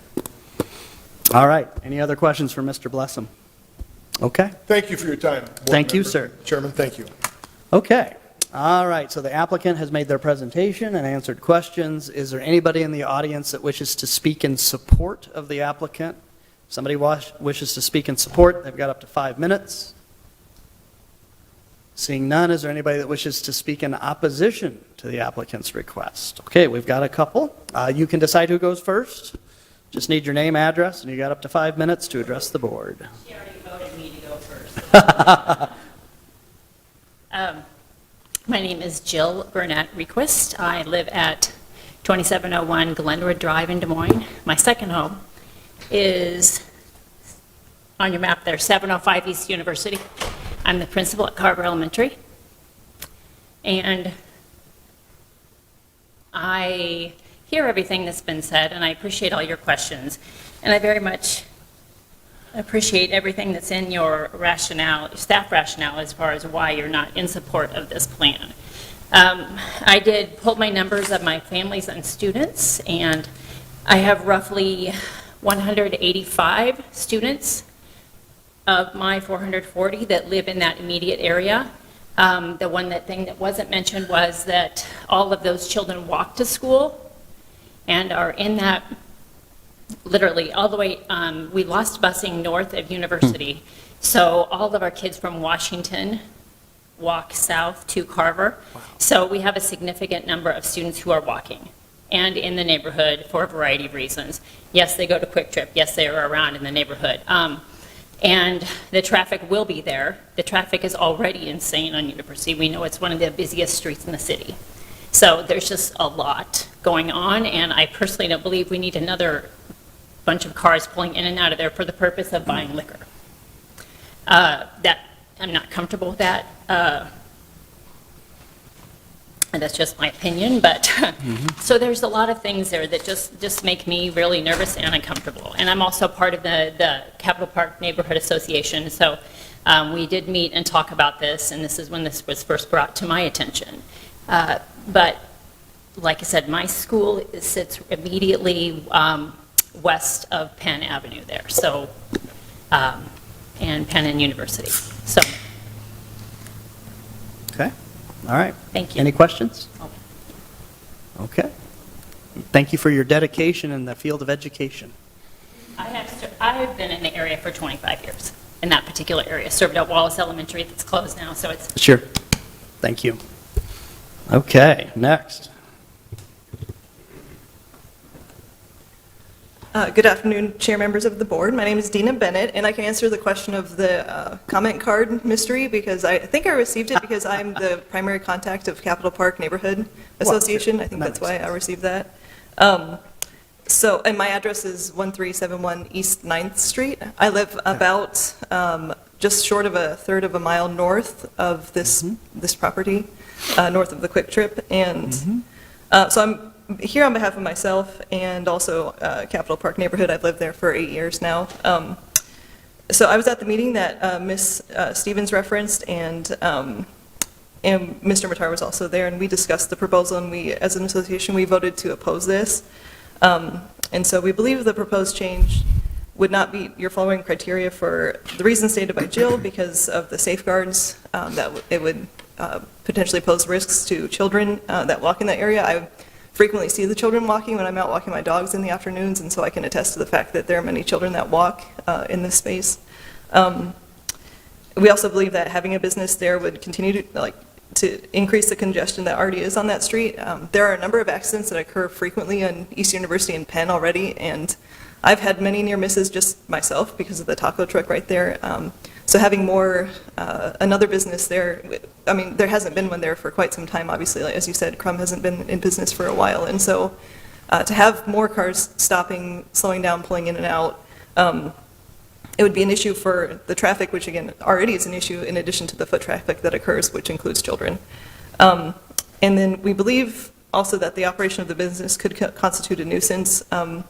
I have been told, I don't know this from my own self, but I have heard from others who have confirmed this, that other properties owned by Mr. Matar, who would be, again, the guy leasing this property, it would be, one of which is Super Saver Liquor on 16296 6th Avenue in the River Bend neighborhood, and we've been told that that property has posed a nuisance to neighbors and police in that area.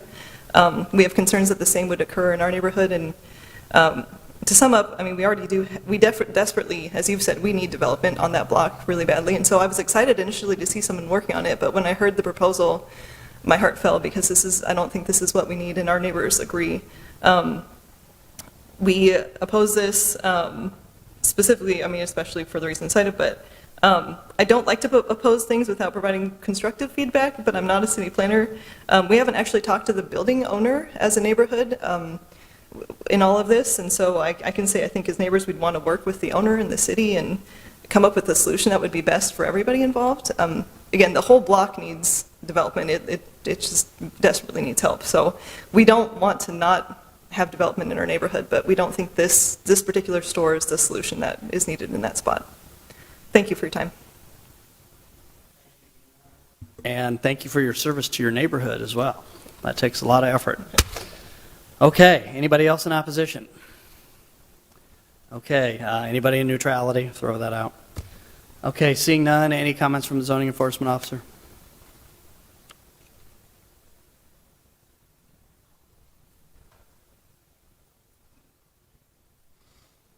Mr. Chair, members of the board, Eric Lundy, zoning enforcement officer.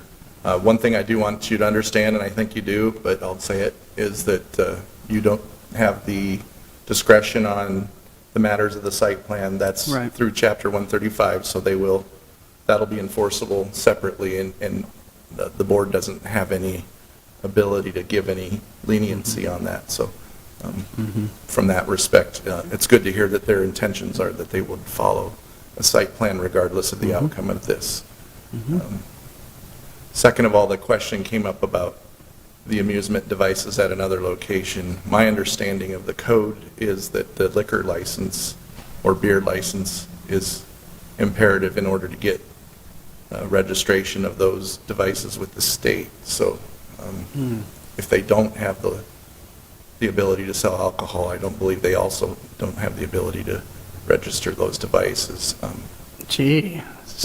That's just my review of it. That would, involve a legal interpretation as well, but something to take into account that there's the potential, if you don't grant this, I don't believe they would have the ability to have these devices either. Okay. Justin, question for Eric. Yeah, so you're aware of this other property that they're talking about on 6th Avenue, is that correct? Yes. Okay, and is there currently some enforcement action that's going on in that location? The only zoning enforcement action is with regard to an obsolete sign for the property, which is actually goes to the owner. The operation is being looked at under other enforcement scenarios, and I also believe that the contract buyer has filed a FEB for the property, so I don't know what the status of that is. But. Okay, thank you. Okay, thank you, Eric. Appreciate your comments. All right, now, you guys can decide how you want to do this, but the applicant can have a rebuttal for up to 3 minutes. So whoever wants to do that or share that can.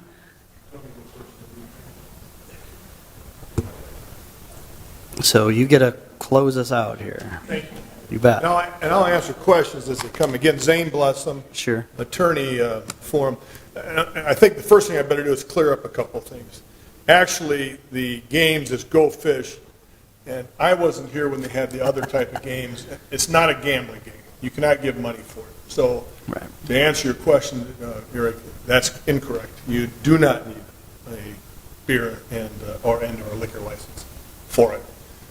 In fact, I know that's true because in the strip mall and the Asian restaurant here, I walked in, I had checked the neighborhood out yesterday or Monday. They have those games. In fact, it looks like a little casino inside there. There's about 5, 6 games. The big game they're talking about is called Fish, and it looks like a huge, I'll tell you how old I am, a pong game spread over a pool-sized table. That's what it looks like. And I don't know what they are attracted to, but apparently there's a group that's attracted to it. The winner of it can get coupons. You can't get money.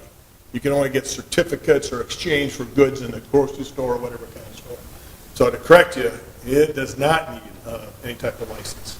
It is just a video game. The city's probably going to address that sometime. There's a number of complaints. On behalf of my client, when you're limited on beer and alcohol sales, you have to look for other avenues to sell stuff to. It actually has become, I don't want to say lucrative, but successful. So yes, they will be probably putting those in there. As to the facility over on 6th Avenue, it actually is not a contract buyer. Get and Go owns it. It's no Get and Go grocery store or convenience store. Pumps went out, and if you know anything about this, this is in the Riverbend area. The sublessor subleased it to another subleaser who leased it to my client. There was a conditional use permit when we did a purchase agreement. They never provided us with either the lease agreement, sublease agreements, or the conditional use permit. The purchase agreement took place in a week's time. Not to my advice, but that's what happened. So that's been just a terrible mess. It's a Riverbend. I understand why the Riverbend has issues. They've been trying to clean up that neighborhood for well, since I've been in Des Moines. So we're going to be leaving that neighborhood just because of all the problems, just so you understand that. As to the children, yeah, that'd be a concern, but that concern actually really predates us. I know there's a stoplight right here over to the street. This is a very busy area. There is a stoplight, crosswalk here. There is one here. It's terrible. I ride my bike over there, and it's terrible. But for the children, and you know, just so you understand, the children will be finding a convenience store because they get out of school, they go buy chips and stuff. More than likely, they'll be coming to our facility. So, something to consider. And so that is a concern. However, that is a commercial district. I mean, that is, and so it's kind of like putting the cart before the horse. What do you want to do? Chairman, you've lived there or worked there, and you've seen how disrepair it is. They have this nice strip mall back here, but they have these buildings out here, and they've been vacant. I know there's an apartment complex. My client's gone in, and he's dumped serious money into making this look better, as best he can. The best thing to do is, of course, tear it down and build a new quick stop. That's not what's getting done. So I think actually a convenience store like this can help the neighborhood by bringing commerce to the area. It's just how you want to limit that commerce, because to get a permit, an occupation permit, we're going to have to get a site plan and get that approved. But that's a pretty easy, once we comply with the occupancy permit, there's not much you can restrict. They can sell about anything in there, so we're going to comply with that. I mean, we're going to make it a nice site plan. We're just asking for the beer and wine sales to facilitate that. And I don't think, I know you're thinking next, okay, what about pull tabs and that kind of stuff? You've got to have a separate license. That Go Fish game, the video games aren't required to have a pull. And I believe that all gets beyond our jurisdiction, if I'm I'm just correct. telling, well, you may be concerned of what's all going to go in there, what's going to have available. I know the teachers are concerned about what's going to be available, so. Okay. Anyway, with that, I think we're asking you to give us a conditional use permit. And if you want to put the sundown provisions on it, more power to you. If you want to restrict hours. If you don't give us the conditional use permit requirements, the operation I know will probably be at least to 2 in the a.m. or it might be at 24 hours. Okay? All right. Any other questions? Thank you, the board. I know you all volunteered. Thank you for your time. Thank you, and Zane. your patience for all day.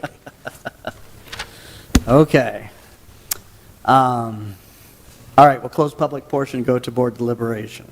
Any initial thoughts?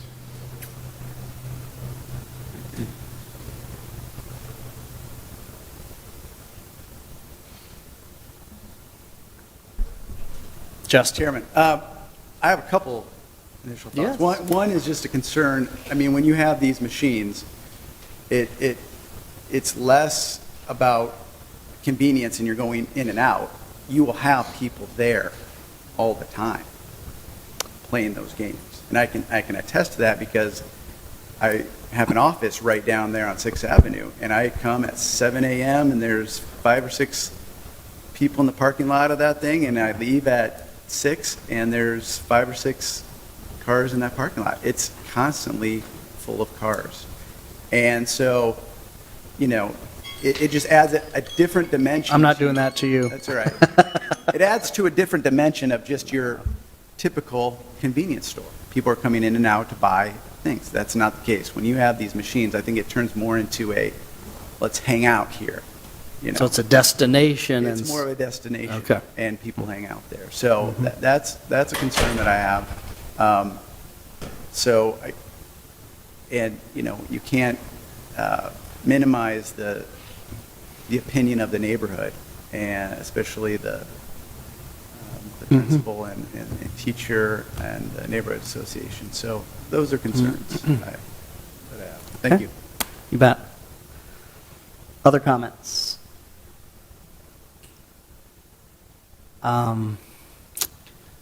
Yeah, I don't want to wax and wane about how long people have been in a neighborhood, but I can remember in the early 70s up at East 9th in Cleveland at the former Ekdal's Market where my mom used to work. So I kind of know this neighborhood. We then moved to the south side. But even working nearby down near the Capitol complex, I drive up East 9th Street every day. And I go to Mac Valet Plaza is what I still call it, the the big elongated building down there. There's a lot of stores in there that does have a driveway to the west, but with any property with public safety and fire access, you've got to have enough driveways. But the concern I've got here, it's not about the frontage to University. It's a busy street. We're just going to have cars there. They're going to go somewhere to get what they want. But drawing more traffic onto East 8th Street is a concern of mine. East 8th is not a street you would use to cut through. It is not a handy street because when you get up to University, it's not a controlled intersection. But by default, as was explained by the applicants, they're going to be using East 8th Street. That's where parking is going to be occurring on the west side of the place. And we've got 5 or 6 houses on that block. Having additional traffic on East 8th at any time of day would be a concern. But when we get into early evening, late evening, even overnight, within our jurisdiction, as Mr. Blessum said, well, if you don't approve this, why, we could have a convenience store there anyway and be open 24 hours. Yep. But I can only think about what I have the ability to make a decision on. And if we would allow alcohol sales here into the evening or late evening, about at any time, that's going to drive traffic there, and that's going to drive traffic onto East 8th Street. And I would see that as a concern to keep the residential character of that street. We have businesses close by. We have tons of businesses near East 9th and University, but when you're a half block off, it's a residential neighborhood, Capitol Park neighborhood. So I've got concerns of the impacts to those residents, especially there on East 8th Street, and that would make me difficult to support this. Any other thoughts? Can I make a motion? You certainly can. I move to accept the staff recommendation. Okay. And that's based on the statements given by staff on impacts? Right. Yep, okay. I'll give you a little boost with what I just said. I'll second your motion. Okay. Yep. So we've got a motion and a second by Marlis and then by Mel, a second for denial of the requested conditional use permit. All those in favor, raise your right hand, say aye. Aye. Okay, that motion carries 5-0. I'd like to see a business use back in here. Maybe you can have a convenience store without alcohol. That's not our jurisdiction, but something that probably fit a little bit better for the neighborhood would be good. Okay, that'll move us on our agenda. Got to look here now. That'll take us to item 19. Nope, 18 got moved to consent, right? Yeah. Right, 19. Yeah. Chair members, go ahead. Yes, I was just going to say, item 19, use variance request at 2713 ML King Parkway. Bert's going to help us out. All right, Chair, members of the board, Bert Dross, Deputy Planning Administrator for the city. The request before you on this item is a request for a use variance. The property was recently turned down for a rezoning. The applicant had requested the property be rezoned to the I-2 district. However, the City Council denied that just earlier this month. So since that rezoning was denied, the applicant now has 1 year from the date of that denial in order to seek a use variance. So the property is located along Martin Luther King Jr. Parkway in between Hickman Road to the south and Douglas Avenue and Euclid Avenue to the north. The property is zoned MX3. The applicant currently operates an auto repair business, and they are wanting to be able to buy salvaged cars that they would be fixing up and then selling here. And I'll let the applicant explain the business more in depth. But the use that he's requiring or requesting requires a salvage license from the state, and in order to get that, they need to have the proper zoning, which is either heavy industrial zoning or the use variance. So like I mentioned, the property is located on the east side of our Martin Luther King Jr. Parkway, just to the north of Hickman Road. It's currently used for auto repair. This is looking at it from another angle. You can see there's a short billboard on the southern portion of the subject property. And then this is the property to the north. and then this is just another view down Martin Luther King facing south.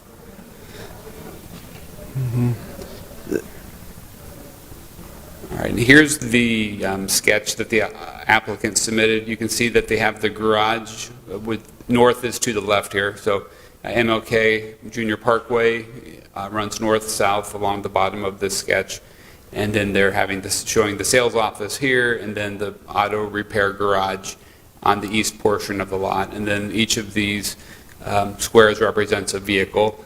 I do note that they need to do a site plan. So the site plan will have to identify where all of their outdoor parking of vehicles occurs.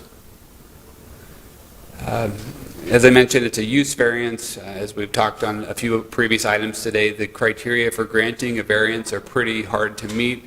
They have to find that without the variance, there's no other economical value of the property. And since this property is zoned MX3, there is a pretty long list of uses that are permitted, so it was hard for staff to find that without this use variance, there's no economic use of the property. So we have recommended denial of the use variance. As you'll see in your packet, we do have some conditions that we would recommend if the board was inclined to grant the use variance, and really our conditions are geared to just make sure that this wouldn't have any negative impacts on the surrounding neighborhood. The most notable conditions are 1 and 7, which 1 requires any unlicensed or inoperable vehicle to be stored within the building. And then number 7 is just another comment requiring any repair of vehicles to only occur within the building as well. But we did not receive any comment cards back. I was at the Plan and Zoning Commission meeting when the request for the rezoning occurred. There were quite a few people that attended that meeting who had concerns with having heavy industrial zoning along this corridor. But in general, they were supportive of the business operator, and they seemed to like what he was doing. And but again, they just didn't feel that having heavy industrial zoning along Martin Luther King Junior Parkway was appropriate. So with that, are there any questions for me? This is just their neighborhood outreach. Bert, the current operation, aside from its zoning district, doesn't have any special use permits or any other conditions or contingencies? No, it doesn't. Okay. And with this requirement, if it was rezoned, or well, if we give them this conditional use permit, would that trigger any additional screening that they would need to do to the property? I don't believe so. Okay, because it's not a true rezoning. Right, It's just a use. and we've recommended, if the board would go with the conditions, we recommended that any operations be done indoors, then there wouldn't be any outdoor storage that would have to be screened. And I may ask the applicant this, but just with your general reference, the little sketch map didn't look to be to scale. But if each square is a car, that would have to be a lot bigger building than it would appear to be. I thought the same thing. Right. Okay. Yeah, in the photos, this is that front office building, then the garage is back here. So in this photo there, I do see there's some vehicles there. It doesn't look like the place is occupied. It's overgrown with weeds, and is it currently occupied with use? Yeah, the operator is currently operating the auto sales there. Okay. All right. Anything else for Bert? Okay. All right. Thank you, sir. Okay. Applicant or representative of the applicant, come on up. You've maybe seen how this works. We need your name, address, and you've got up to 10 minutes to present your reasoning for your request. Good afternoon, everybody. My name is Mamoon Coco, the owner of Economical on 2713 Martin Luther King. Yep. So basically, at Economical, we operate as a dealership. We buy clean title cars and rebuilt titles. Basically, in the state of Iowa, you can only do up to 6 cars a year with rebuilt title with Copart. So Copart is opened up to the public. With Copart, you can, like I said, you can get up to 6. You can buy up to 6 cars a year, fix them and rebuild them, and put them under your name and resell them back out. So basically, I've been doing this since my junior year of college before moving back to Des Moines. So basically, I'm sorry about the sketch. I kind of didn't do it the right way I'm supposed to. That's okay. So I don't know if I could. So this right here is basically the office, the front office, and this back over here are two small garages that fit 2 cars in. In the middle garage right here is it's a 2-unit storage garage. The other door is on this side. The underneath garage takes up to 8 cars, and the top garage, the second floor garage takes up to 8 cars also. So basically, with the recycling license, what I'm planning on doing, it basically just opens up the limits, the limitation of cars that you can buy a year. The property's still going to be the same, and I think that was one of the biggest communication that I had in the beginning when the city sent out the first letter about the rezoning. They said we were planning on turning the property into a junkyard, but the property will not be turned into a junkyard, but it's in the same category as a junkyard. So with the recycling license, it just gives us more options to buy more cars than six cars a year. It gives us that limitation. With plus being a dealership, you can buy unlimited cars.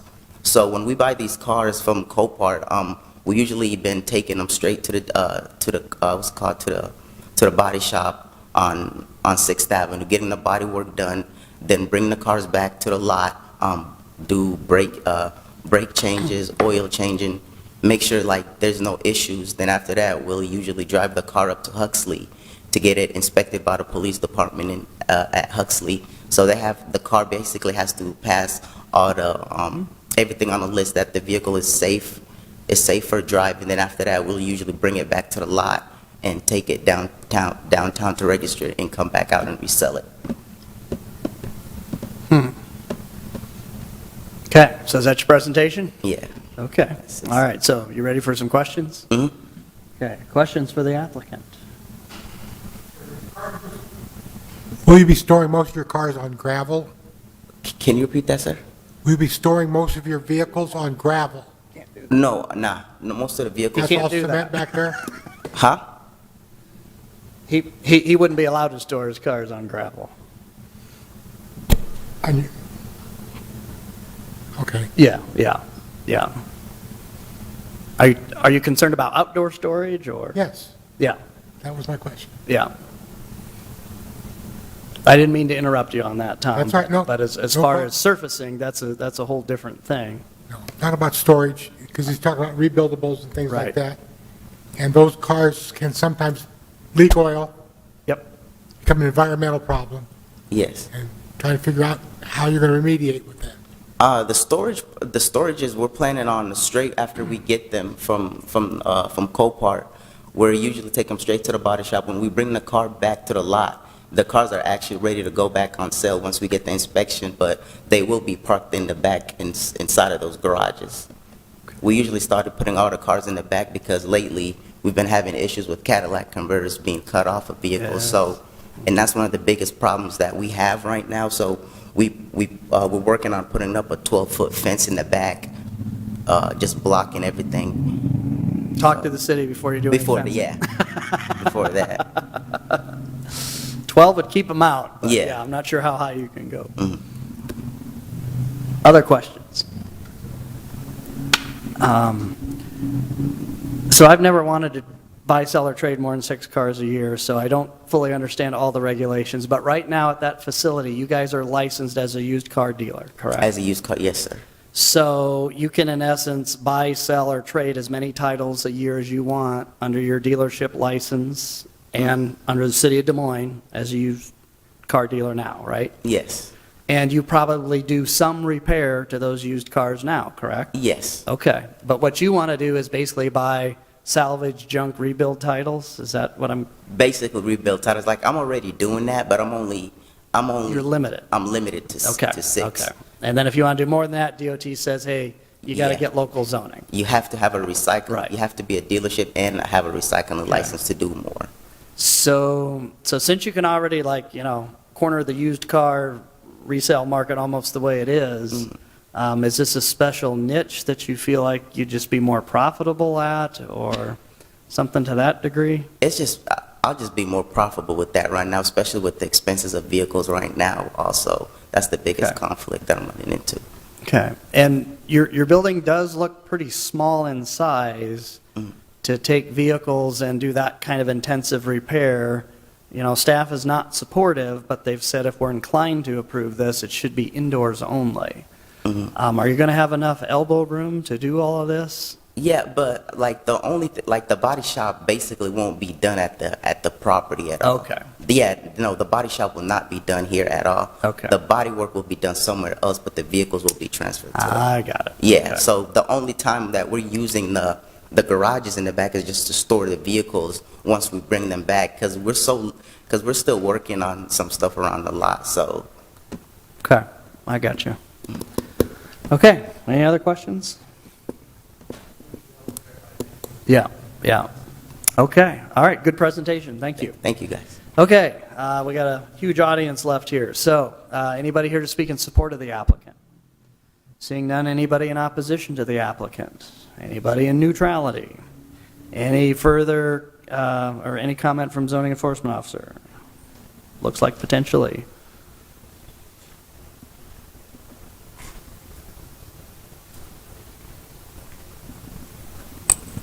Mr. Chair, members of the board, Eric Lundy, Zoning Enforcement Officer. Just to give you a sense of this, I understand the motivation for the business model.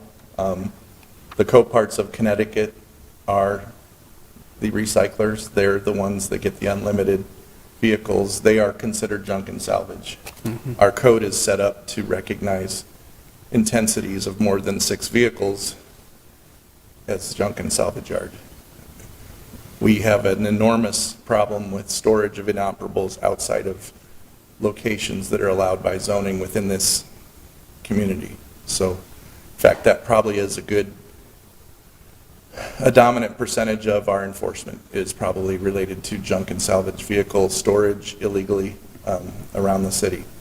So, allowing it by a use variance, I think you would have to demonstrate that this was essential to the use of the land. And I don't see how that's happening here. There are areas that are zoned where we would allow them to operate as a recycler, rebuilder. They would also be able to do body work in those areas as well. They wouldn't have to farm it out as they're intending. So I have a grave concern about beginning to convert vehicle repair shops and automobile sales, vehicle rental locations into recyclers because it's a slippery slope from an enforcement perspective. So I'll just leave it at that. Yep. Understood. Thank you. Okay, since the zoning enforcement officer spoke, sir, if you want to give any closing comments, you know, if you want to tie this up with a bow in any regard or respond to anything Eric said, you've got up to 3 minutes. If you think you got it covered, you don't have to say anything. It's up to you. Come on up. Basically, the last thing that I'm going to say is just like understand where Eric's coming from and everything. Basically, those first 2 rows, one of the things that we're planning on is just having maybe up to 10 cars up in that lot.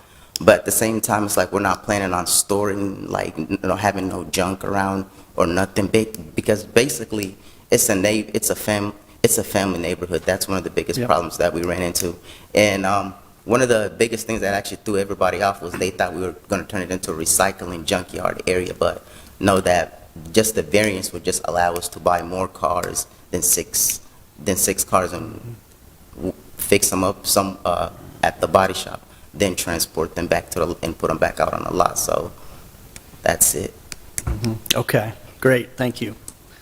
Okay, we'll close the public portion and go to board deliberation. Any thoughts? Tom, does this count as Ward 1? Is this in your, does this count as Ward 1? Is this in your boundary? I believe it would be. Yeah, from the area you represent? Yeah. Justin? Chair, No, I appreciate the applicant's ingenuity here and hard work and owning a small business. It's never easy. I do think, as pointed out by Mr. Lundy, it's a slippery slope, and I think, there are other locations in which he could do this type of work. It's already set up for that. This is not one of them. And I do, the variance test is very, very difficult to meet, and I don't believe that the applicant has met that variance test. And so I plan to deny the applicant. Yeah.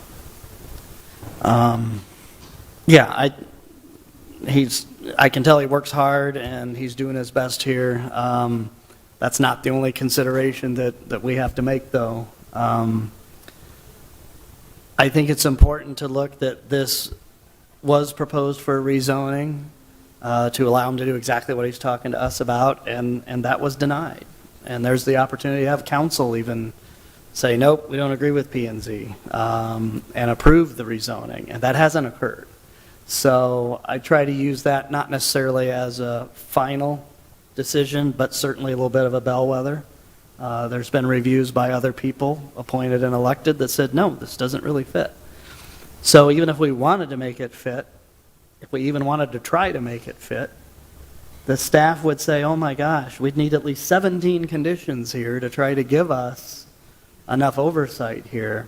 And what I don't like to do is have a bunch of conditions on things when it's a special issue. Staff already in just carrying out the existing zoning ordinance. And frankly, sometimes, no offense, especially to you guys, but with used car dealers, yeah, it's a struggle. I get frustrated as a citizen when I see a car that hasn't moved for 2 years. Staff's got to go, does it operate? Is it licensed? Is it plated? What a headache.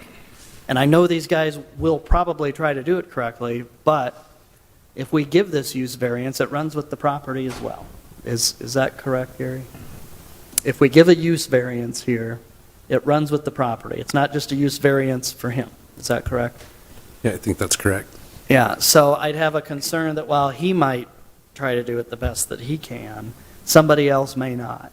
And I assume there's a special file down at the city with flags on it for special variances and special conditions, and now do we go out and check this more periodic?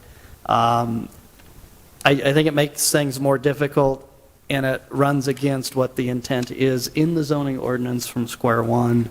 And certainly, as Justin said as well, the variance test is a high one. And going to the spirit and intent of the ordinance, which I will always try to do, I just don't think it fits that. These guys might be being, positive in a crafty way to try to, hey, let's get a market here. I'm assuming you put a lot of sweat equity into the cars, but you're getting them at a lower cost. But there's plenty that can be done to get value out of the property and run your business well the way it is. So I don't think I'd be able to support this either. So I don't want to be the mean guy here, but to keep things moving, I'm going to make a motion to deny the requested variance. Second. All right, motion by Pins, a second by DeCio. All those in favor of denial, raise your right hand, say aye. But keep working with city staff on your current property. I'm glad you guys are doing well there. Keep it up. Okay, so that closes item 19, I believe. That'll then bring us to item number 20. And 20 is a use variance request at 2200 Easton Boulevard.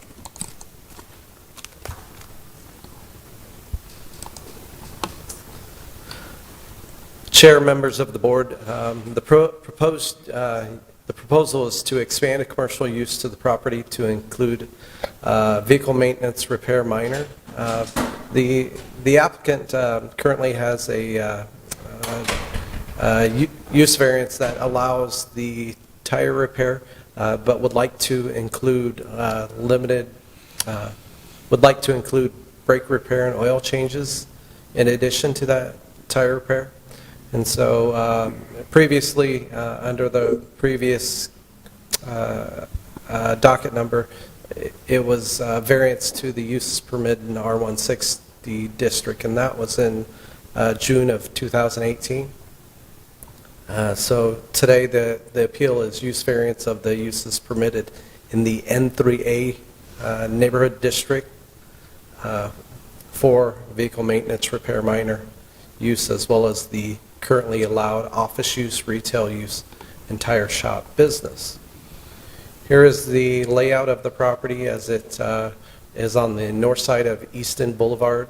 And so you'll see that it's an irregular shaped lot. Here is a view of the building facing northeast. Here's a view of East 22nd, which would be the west end of the parcel. And here's across the street.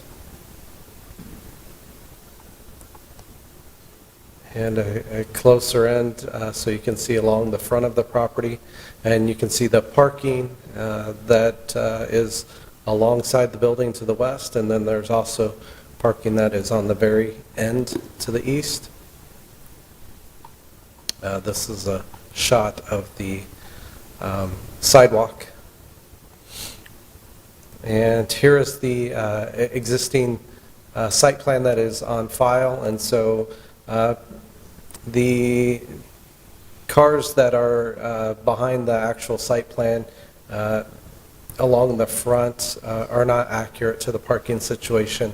And so the parking situation is beside the building and here to the east and or to the west and beside the building over here to the east.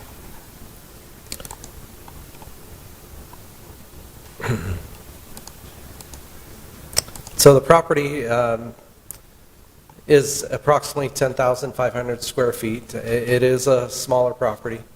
It contains the two buildings on there, which are the first building is approximately 1,568 square feet. The other building is approximately 720 square feet. And so all existing parking lot.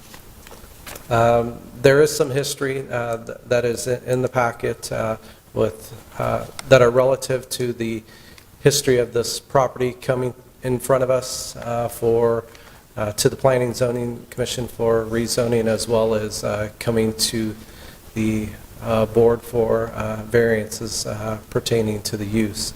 Most recently, this property did come before City Council in May of this year, requesting to be rezoned to I-1 industrial to allow for vehicle maintenance and repair major use. That was denied, and then subsequently the applicant had filed in June to come and see us, come to the board to seeking a use variance for vehicle maintenance repair major, and which would be inclusive of auto body repair. That is not, that appeal was withdrawn, and so today we are, it is in front of us to discuss approval of additional uses, which include the brake repair and oil change services as proposed.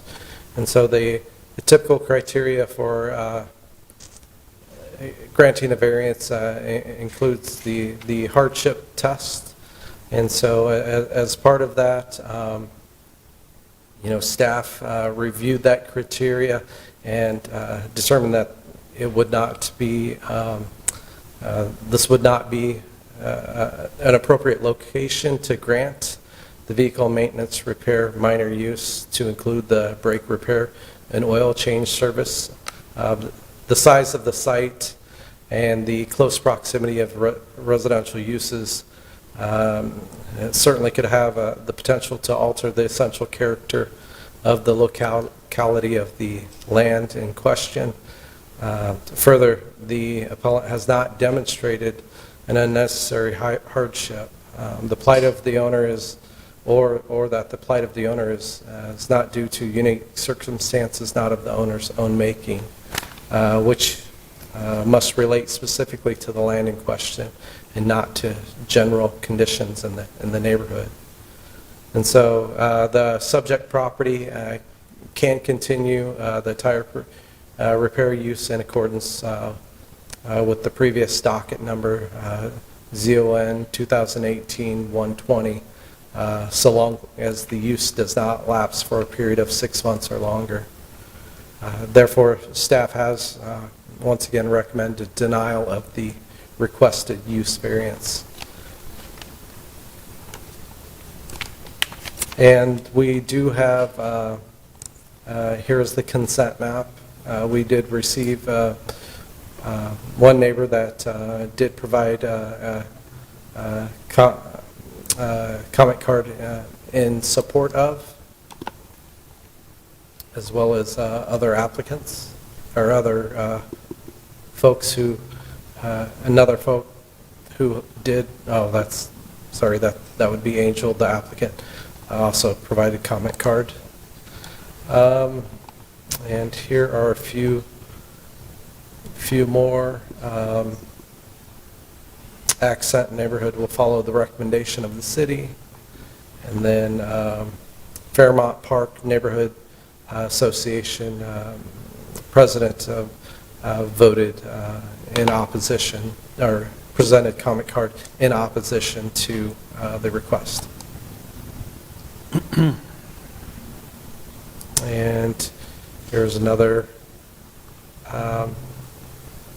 neighbor that provided a statement in support of the auto repair, the additional auto repair services. The letter is? Oh, that is.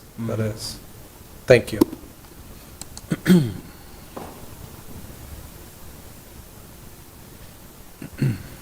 And okay.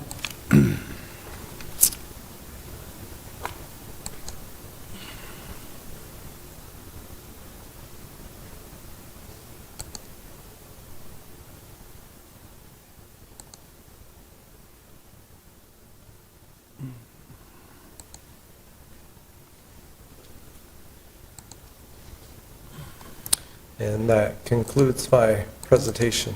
Do you have any questions for me? Frank, to the best of your knowledge, the setting of the site, does it comply with setbacks and open space and green space within any conditions, ordinances, or variances granted in the past? I know that the property is currently under enforcement, and it's associated with site plan regulations. Okay. I don't know specifically what all's missing about the property, but I know that it's still outstanding. All right, thank you. And another related question, the applicant's asking for vehicle maintenance repair minor. Mm-hmm. The applicant is saying, well, we just want to do brake jobs and oil changes, but vehicle repair minor in the code, generally speaking, could be, what, hundreds of different things? Is that correct? It would be limited to the auto repair, absent of the auto body ability. Okay. However, in this instance, the request is to limit those specifically to. But therein, you'd have to go out there for an inspection or enforcement. You see a car with the hood up. Oh, what are you doing?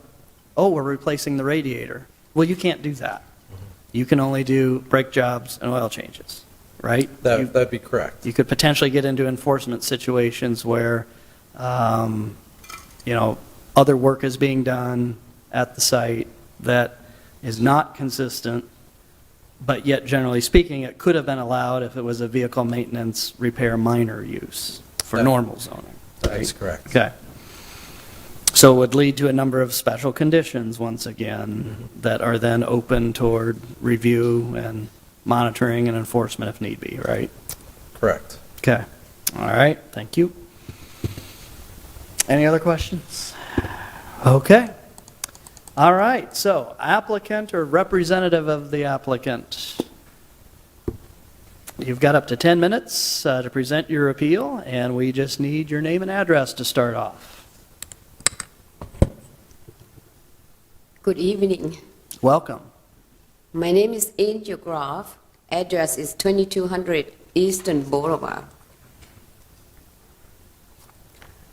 The use permit are tire shop, retail, and office. With the economy the way that it is and competition from too many other tire shops wouldn't make the business successful. Not enough customers to support the business as a tire shop. Would like to add minor fix brake and oil change. The tenants will keep cars in the building and will park no more cars than allowed on the site plan. We will keep the property clean and looks nice for the neighborhood. And we just replaced the new roof and replaced 2 car garage opener. And that will operate from 8 a.m. to 6 p.m. Monday to Saturday.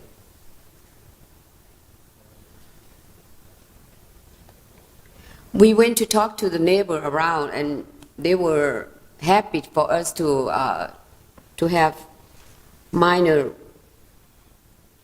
fix brake and oil change. They're very happy.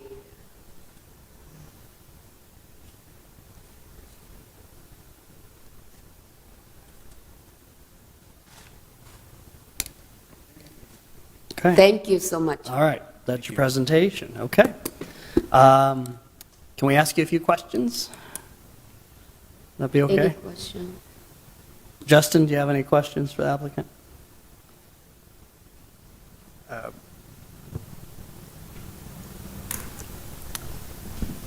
Just one question for you, ma'am. Yes. Was it you or do you own the building? Yes, sir. Okay.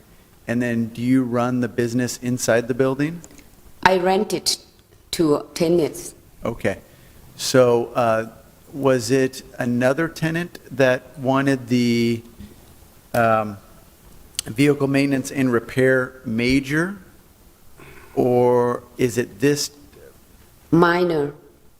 For this current tenant, is that right? Yes. Okay. And is this tenant different than the previous tenant that wanted the vehicle maintenance major? Is that right? Before, but this is new tenants. This is a new tenant. Okay. Thank you. Thank you, sir. So, Angel, I know you've been in front of us a few times. Yes. We've tried to make this property work for you, but still meet the intent of the zoning ordinance, which doesn't allow for intensive uses. When we granted you the ability to have the tire repair there, I was hopeful that that would work. Did you actually have a tenant in there doing tire repair for a while? Right now, they are. They are. So they're doing tire repair now. So the business is operating as a tire repair shop? Yes. Okay, okay. So I'm sure they could get more customers if they did more services there, but the board's intention, and certainly our decision, was that tire repair is intensive enough. So why is that not good enough to make things work? Before, I had tenants, they were renting for tire shop. Yep. And the business, it wasn't good, and they left. Okay. So these new tenants, only 3 months and a half. Okay. They were telling me that if the board of adjustment did not approve for repair the brake or oil change, they're going to leave. Okay. All right, I've got you. If we were inclined to do that, though, how would the city be able to oversee that to make sure they're complying with that and limiting the amount of auto service they do? That would seem pretty complicated. we will do whatever, we're going to do whatever the rule is. Okay. Okay. Yeah, this is kind of a difficult one. I know there are tire shops that don't do oil changes and don't do brake changes, and they do just fine. I've dealt with businesses like that as a customer for many years. In fact, I like a tire shop that just does tires. But I'm just very concerned about continuing to expand uses at the site that frankly are not allowed, and they haven't been allowed by rezoning. How do we find a way to make this work where it fits in the zoning district? And that's kind of a rhetorical question. You don't have to answer that. So I don't have any other questions. Anybody else? Okay. All right. Thank you. Thank you, Angel. You can sit down. We'll check back with you in a couple minutes. Thank you so much. You bet. You're welcome. So anybody here to speak in support of the applicant's request? Okay. If you'd like to speak in support of the applicant, you've got up to 5 minutes. We just need your name and address to get started. Okay, sir. Good afternoon. Good afternoon. Thanks for allowing me to speak this afternoon. My name is Craig Cronbaugh. My wife and I live at 2717 Shoreview Circle in Des Moines. I've been retired for about a year now.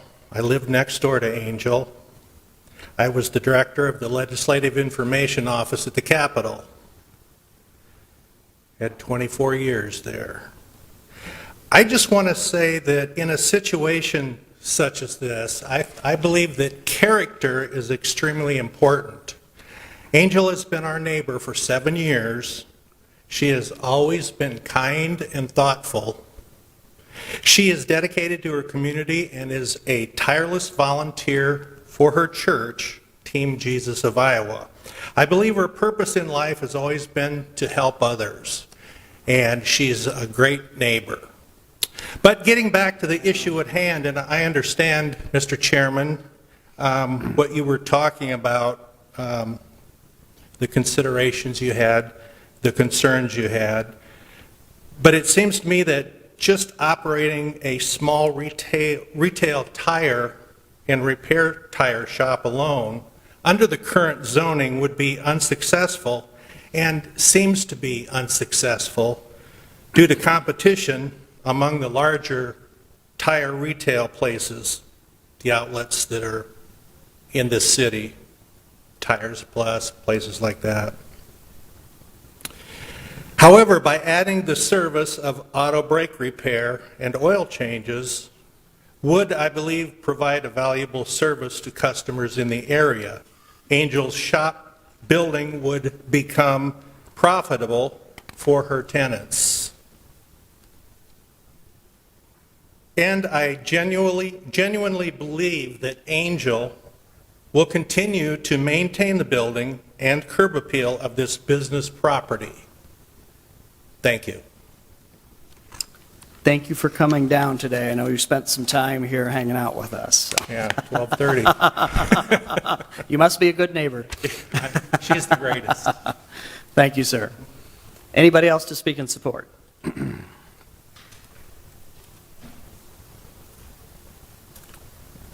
My name is Mark Grates. I'm a pastor of Team Jesus of Iowa, where Angel attends and volunteers. I don't live in Des Moines, but I own a building at 516 New York Avenue. Angel's character is the greatest. I've known her for more than 10 years. She's a tireless volunteer to help the homeless, the street people. We rescue women out of human trafficking. We maintain a house for that. And Angel not only volunteers in that for herself, but she helps support us even financially too. And she's got a heart to help the most broken, vulnerable people in the city. So I know her character very well. I was a house builder for many years before I'm doing what I'm doing now. And I've helped Angel a little bit on some of her projects, just recently this roof project. And I can guarantee you she maintains her building, she keeps her properties nice. And if I was a renter I'd be looking for something like what Angel does. But I realize you have zoning. It's not all about her character. My own opinion is, if you have a car inside the stall and you are doing tires to change oil or to do a brake job on there, would not even be visible to the outside nor be any nuisance of any kind. It's something that's happening inside of a building, and it wouldn't affect the neighborhood or anyone in any adverse way. I know I don't live right there, so that's just my opinion, but I would hope that with the best of my ability that you guys would help her out a little bit with this so she can have this building. It's none of my business, but her income, she blesses many ministries with what she makes too. She has just a wonderful heart to help others. So thank you so much for your time. Have a good afternoon. Thank you for coming down today. Anybody else that wishes to speak in support of the applicant? Going once, going twice. Anybody that wishes to speak in opposition? Anybody that wishes to speak in neutrality? Any comments from the zoning enforcement officer?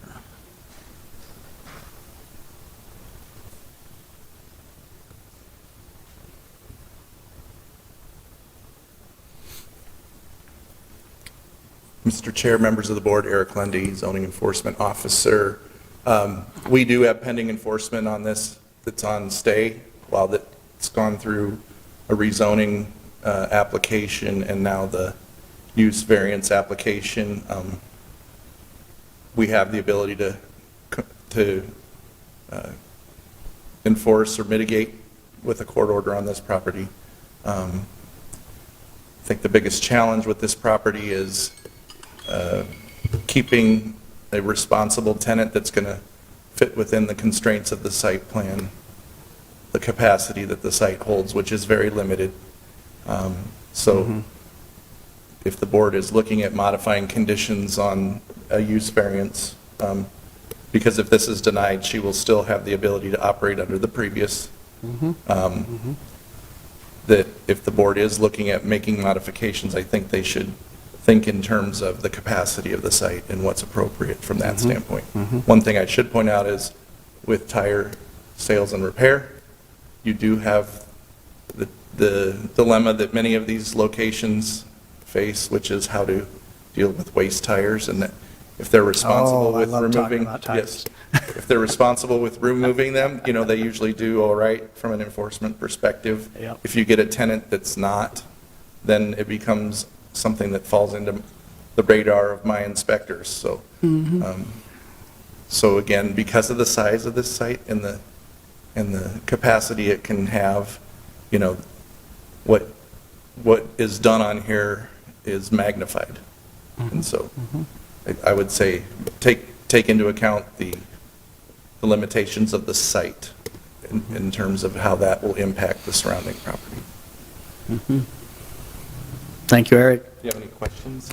Oh, yeah, any questions I for didn't know Eric? if there was any Okay. enforcement questions. So Angel, with process and in fairness, since Eric had a few extra comments to add, you can have a rebuttal for up to 3 minutes if you want to close out with anything. If you think you've said what you want, you're good. Zane Blossom. Were you doing double duty from square one? I am.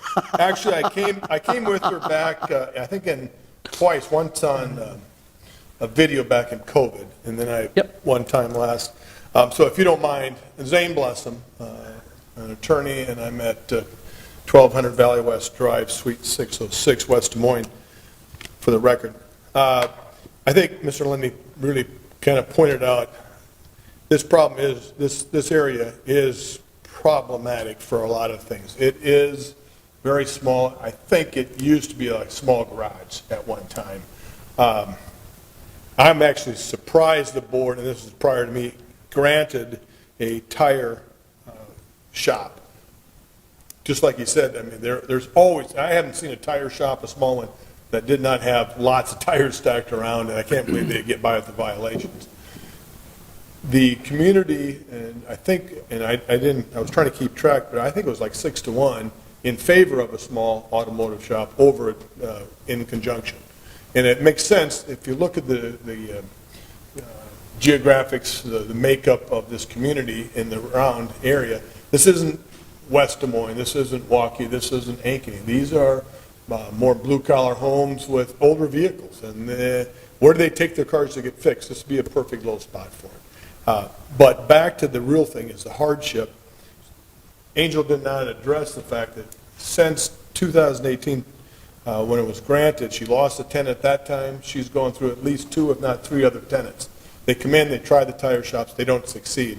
The one that asked for the major one didn't even come in, the major change, and now they have this one for 3 months, and they're already looking at her saying, we need a minor or we're leaving. We can't make enough money at this spot. The concern, I understand, Mr. Chairman, that you don't want to start piling up, and how they're going to enforce it. Well, there's pretty strict limitations on running a small automotive shop.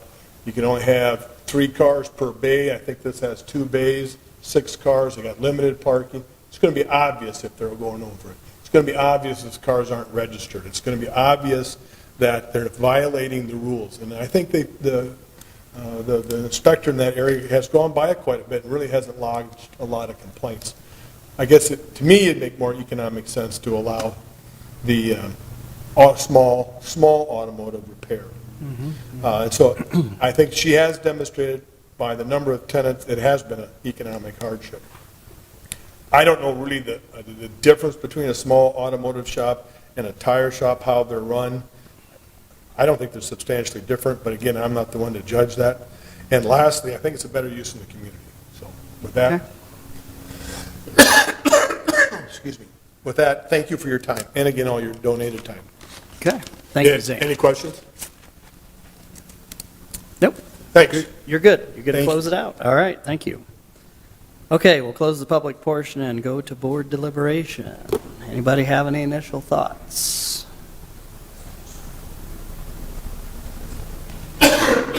Just an expression, huh? Yeah. Well, let me kind of lead off here a little bit. I'm old and I've been around a long time. Angel's been in front of us a number of times. Based on the current zoning ordinance and the most previous zoning ordinance, when this use had discontinued the first time, the zoning ordinance did not support reuse of this site for an automotive repair facility. It just didn't. I think Marlis was on the board here. Time and time again, this site has been in front of us, not because somebody wants to have a business there, but because somebody insists it has to be an automotive repair business. And that's not consistent with the regulations, the spirit and intent of the ordinance, and what the city's been trying to do here. This could be a flower shop. It could be a used record shop. It could be an attorney's office. It looks like an auto repair shop because, yes, it used to be one a long time ago. Gas stations used to be the size of this place, too. But what I'm concerned about here is we tried to help the applicant, but by trying to help the applicant, it appears it's like when the camel puts its nose under the tent. What then happens next? This is not, the neighborhood district N3A does not allow for automotive repair uses. We gave Angel something to work the best that we felt we could without, in essence, giving away the farm here. This site may need to be converted to a different kind of commercial use. It can be. Automotive uses are just what somebody says they want or what they think is most productive here. But that is not the only use of this property.